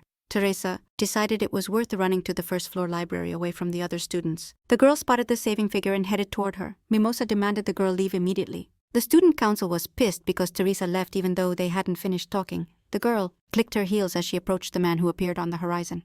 Teresa's savior was Professor Ilya. Passing by, the Fitzgerald Imperial family has an extraordinary ability to detect evil. That's why Mimosa, with Imperial blood, instinctively fears Ilya. Derek happily greeted Professor Ilya, saying he'd read all the books Ilya gave him last time, while Mimosa peeked at the man from behind Teresa's back, scared. Teresa didn't want to use the professor again, but this time had a serious reason. The girl asked again to borrow the books. Ilya agreed and offered to take her to the library, but Mimosa ran off scared. Teresa said goodbye to the pink-haired girl and followed Professor Ilya on the way to the library. Teresa asked the professor to slow down a bit. Ilya turned confused. Still, the hangover hadn't gone away, and the girl could barely keep up with the professor's pace. Ilya scolded her. Resistance is a basic mage skill. If Teresa only focuses on theory, she'll be easy prey for demons. After letting the girl into his lab, Ilya held out his hand, hinting she should put something in it. Teresa thought he'd walk her to the spot and placed her hand in his palm. The professor didn't get what she was doing and asked her straight up. Ilya asked for a book Teresa had already read. Suddenly Teresa, embarrassed, got hyped and hurried to hand the book to Ilya. But being super nervous, she dropped the book on the floor on the side. Completely opposite to the professor himself, Professor Ilya sat down to read a book which embarrassed the girl. The professor straightened up, holding the book in his hands, and calmly asked if Teresa had any more questions. In today's Reca Manhwa, Teresa looked away, and the girl even felt a bit offended because Ilya was only interested in questions about the book's content. The girl, of course, wasn't sure if it was appropriate to ask this question to a demon. At the start of the talk about magical creatures infected with magic, she wanted to learn more about the magic that could restore affected creatures to their original state. Placing the book on the table, Ilya said that in this matter, Teresa would be helped more by a book written by Professor Felix. The commentators recalled that Teresa once said Felix was her ideal, and she said she hadn't attended Felix's lessons before because Teresa was hated by all the animals in this world. The girl decided to just try to avoid danger and said that as a member of the student council, she was simply trying to prepare for the demon threat. Professor Felix suddenly burst into the office as if he'd heard the conversation was about him. The magical fauna professor noticed that Ilya wasn't alone in the office. Teresa politely greeted Professor Felix, and the commentators were confused that this professor who seemed like a madman was her ideal type. Teresa thought last time she had just jumped to conclusions. Now it was hard to say if he was really her ideal man. The professor's blue eyes scanned the student's figure. He approached Teresa to examine her more closely, noticing her long hair and silver eyes. She was definitely the student Teresa Squire. Teresa confirmed that it was indeed her standing in front of him. The professor touched the slit as if to check if she was really alive. Ilya ordered Professor Felix to stop with a loud voice, his voice cutting through the office air like a sharp knife. Ilya stepped between Teresa and Felix and said harshly that Teresa was his student. Felix waved his hands and started making excuses, just suspecting she might be a double monster and not a real student. Felix backed up his suspicions by saying Teresa always had a face like her life was consumed by filth, but now she looked like a suffering puppy. Teresa looked away awkwardly, saying it was because she drank too much at the club's welcome party the night before. Felix laughed at the girl, saying all the magic had already evaporated from her, but Ilya just told him to shut up. Professor Felix reported that the best cure for a hangover was his honey tea. Honey collected from magical flowers has amazing properties. Teresa surprised Felix by knowing that honey-based cosmetics were his main source of income. Felix shouted that she wasn't supposed to know because he didn't write his name anywhere. Teresa said she knew because her status forced her to. Felix begged her to keep it a secret. Teresa agreed not to tell anyone. Meanwhile, Professor Ilya silently watched his colleague's misfortune with quiet delight. Teresa said Professor Felix didn't have to worry, she could pay for his silence with a cup of honey tea. And Professor Ilya would witness the deal. Teresa turned to Ilya and with a sweet smile asked if he accepted her proposal. When Ilya gave his consent, Felix exclaimed happily and led the guest to his office on the way to the lab. Teresa asked Felix about a way to restore magical creatures infected.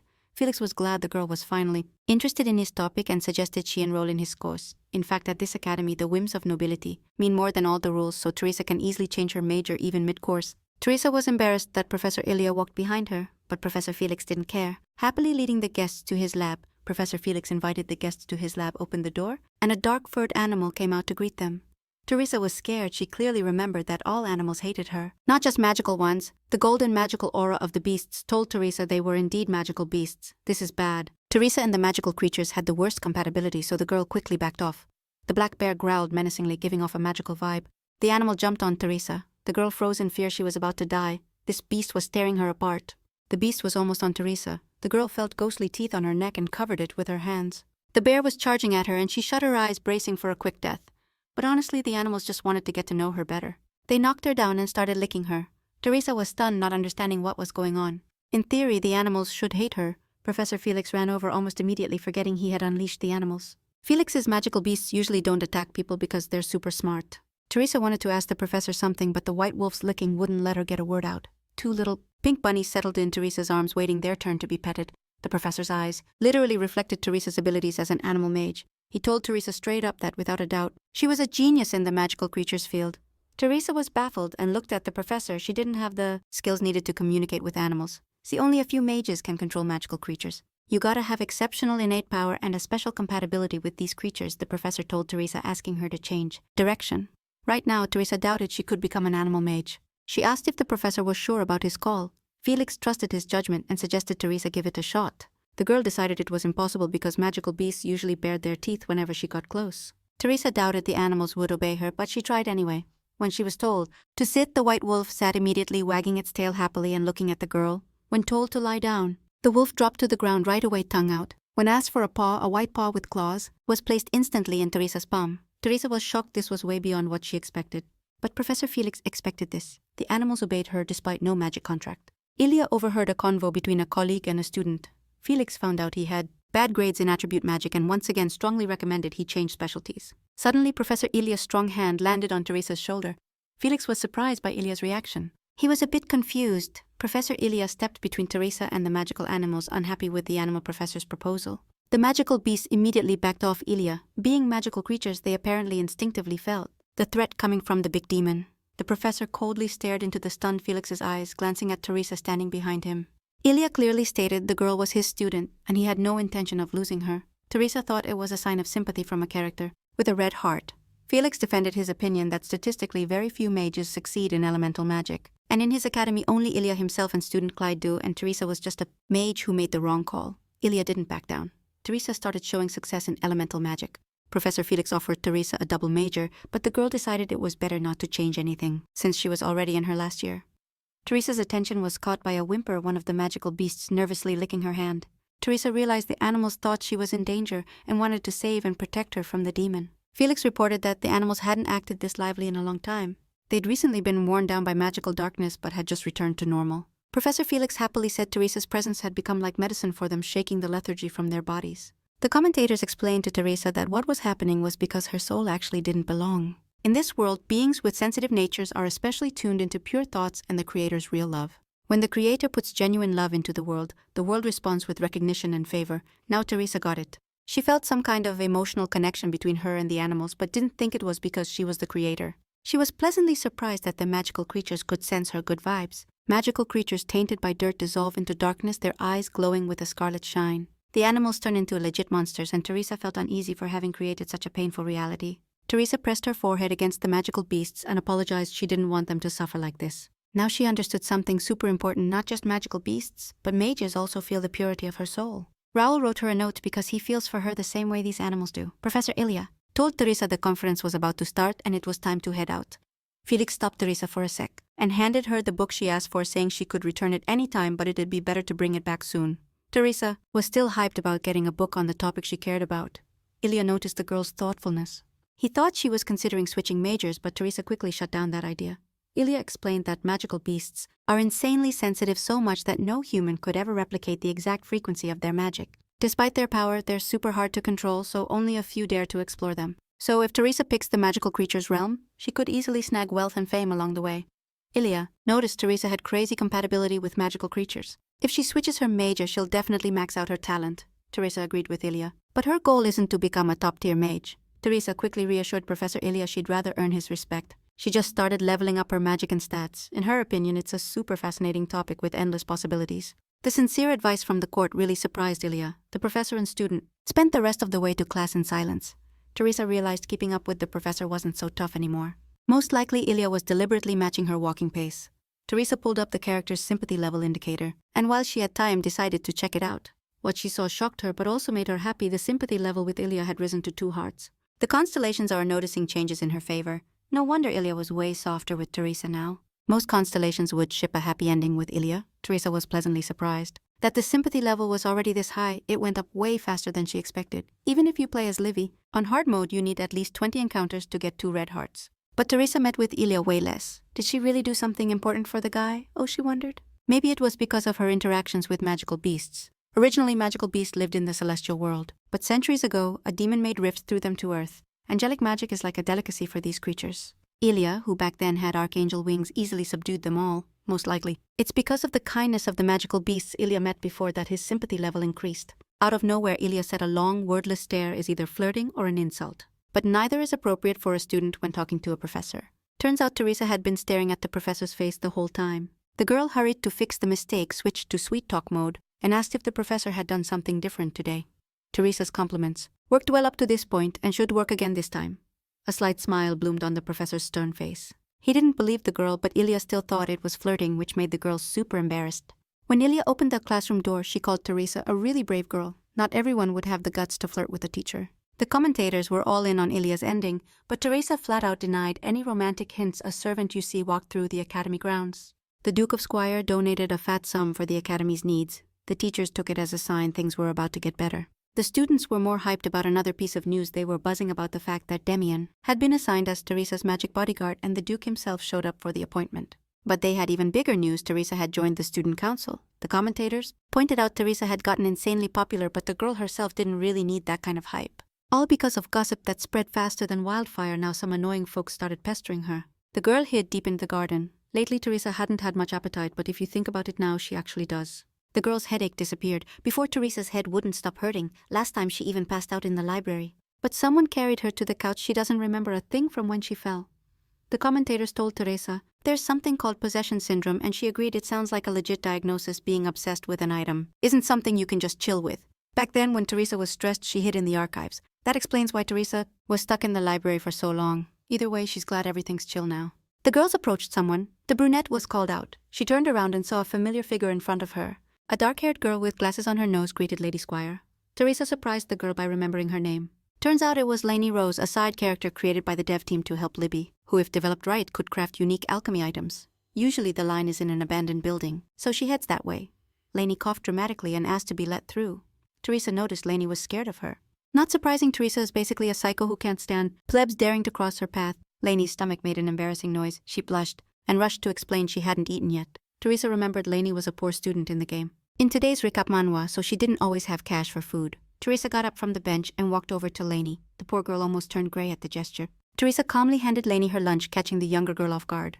Teresa explained it was a sandwich she hadn't touched, because she wasn't hungry, so she wanted Lainey to eat it. Lainey awkwardly thanked Teresa, her glasses even slipping down her nose from surprise. Watching Teresa's behavior, Lainey made up her mind.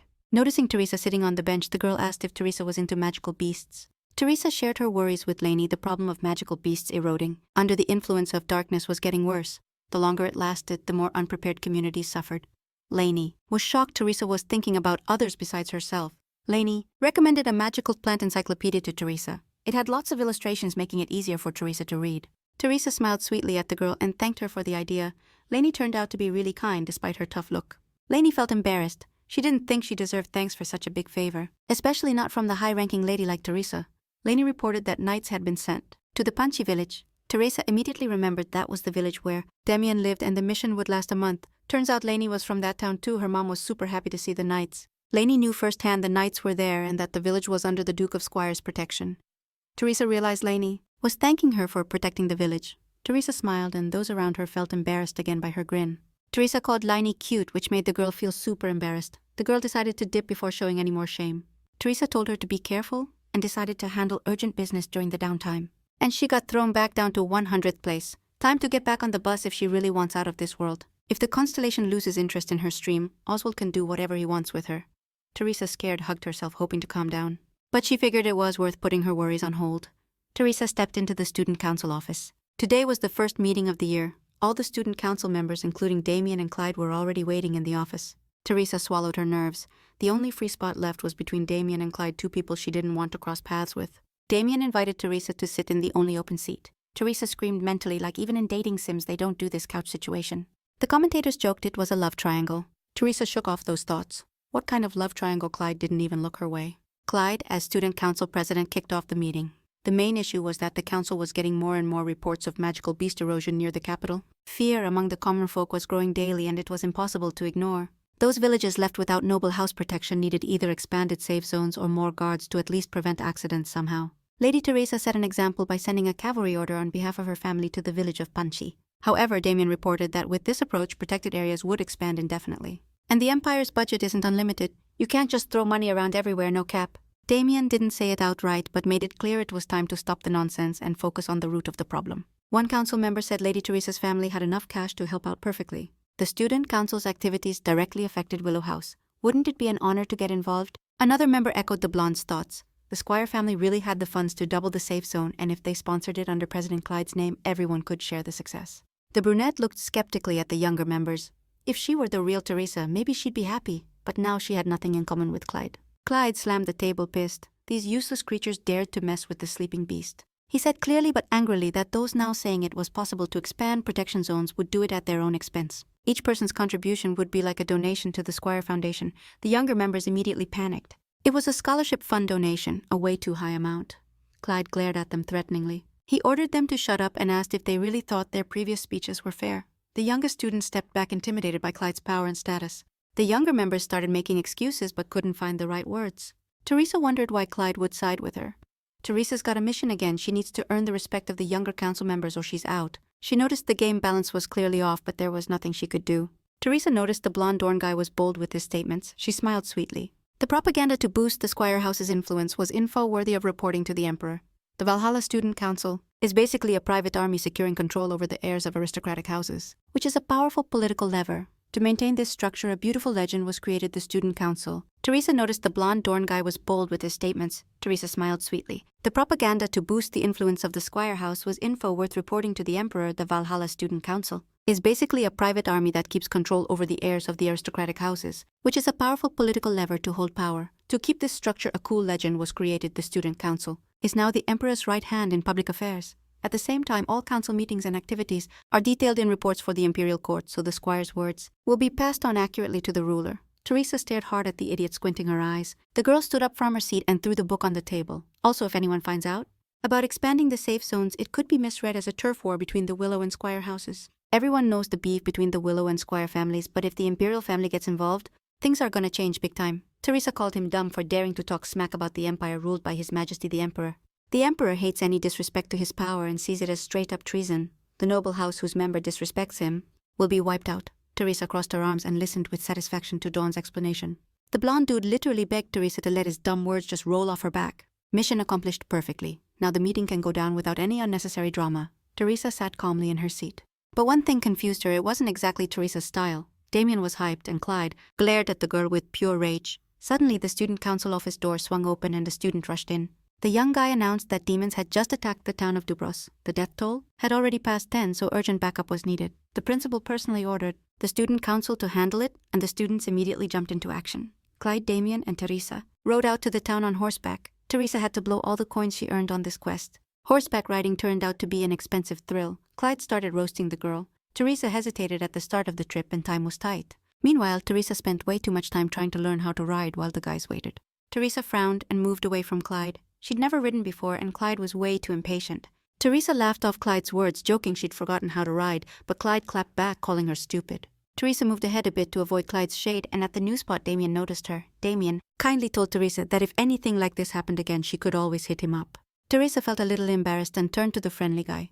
Still, she didn't get why Damien didn't step in when Clyde was roasting them, or why the three of them were even rolling with Tuberos. Clyde told his crew to cut the chit-chat. They were closing in on the town. Tuberos was in the lowlands while the three heroes were up high. In today's Reca Manhwa, the whole town was burning and people were bolting through the streets in panic. Teresa looked at the town with a serious, sad face. This world was seriously savage.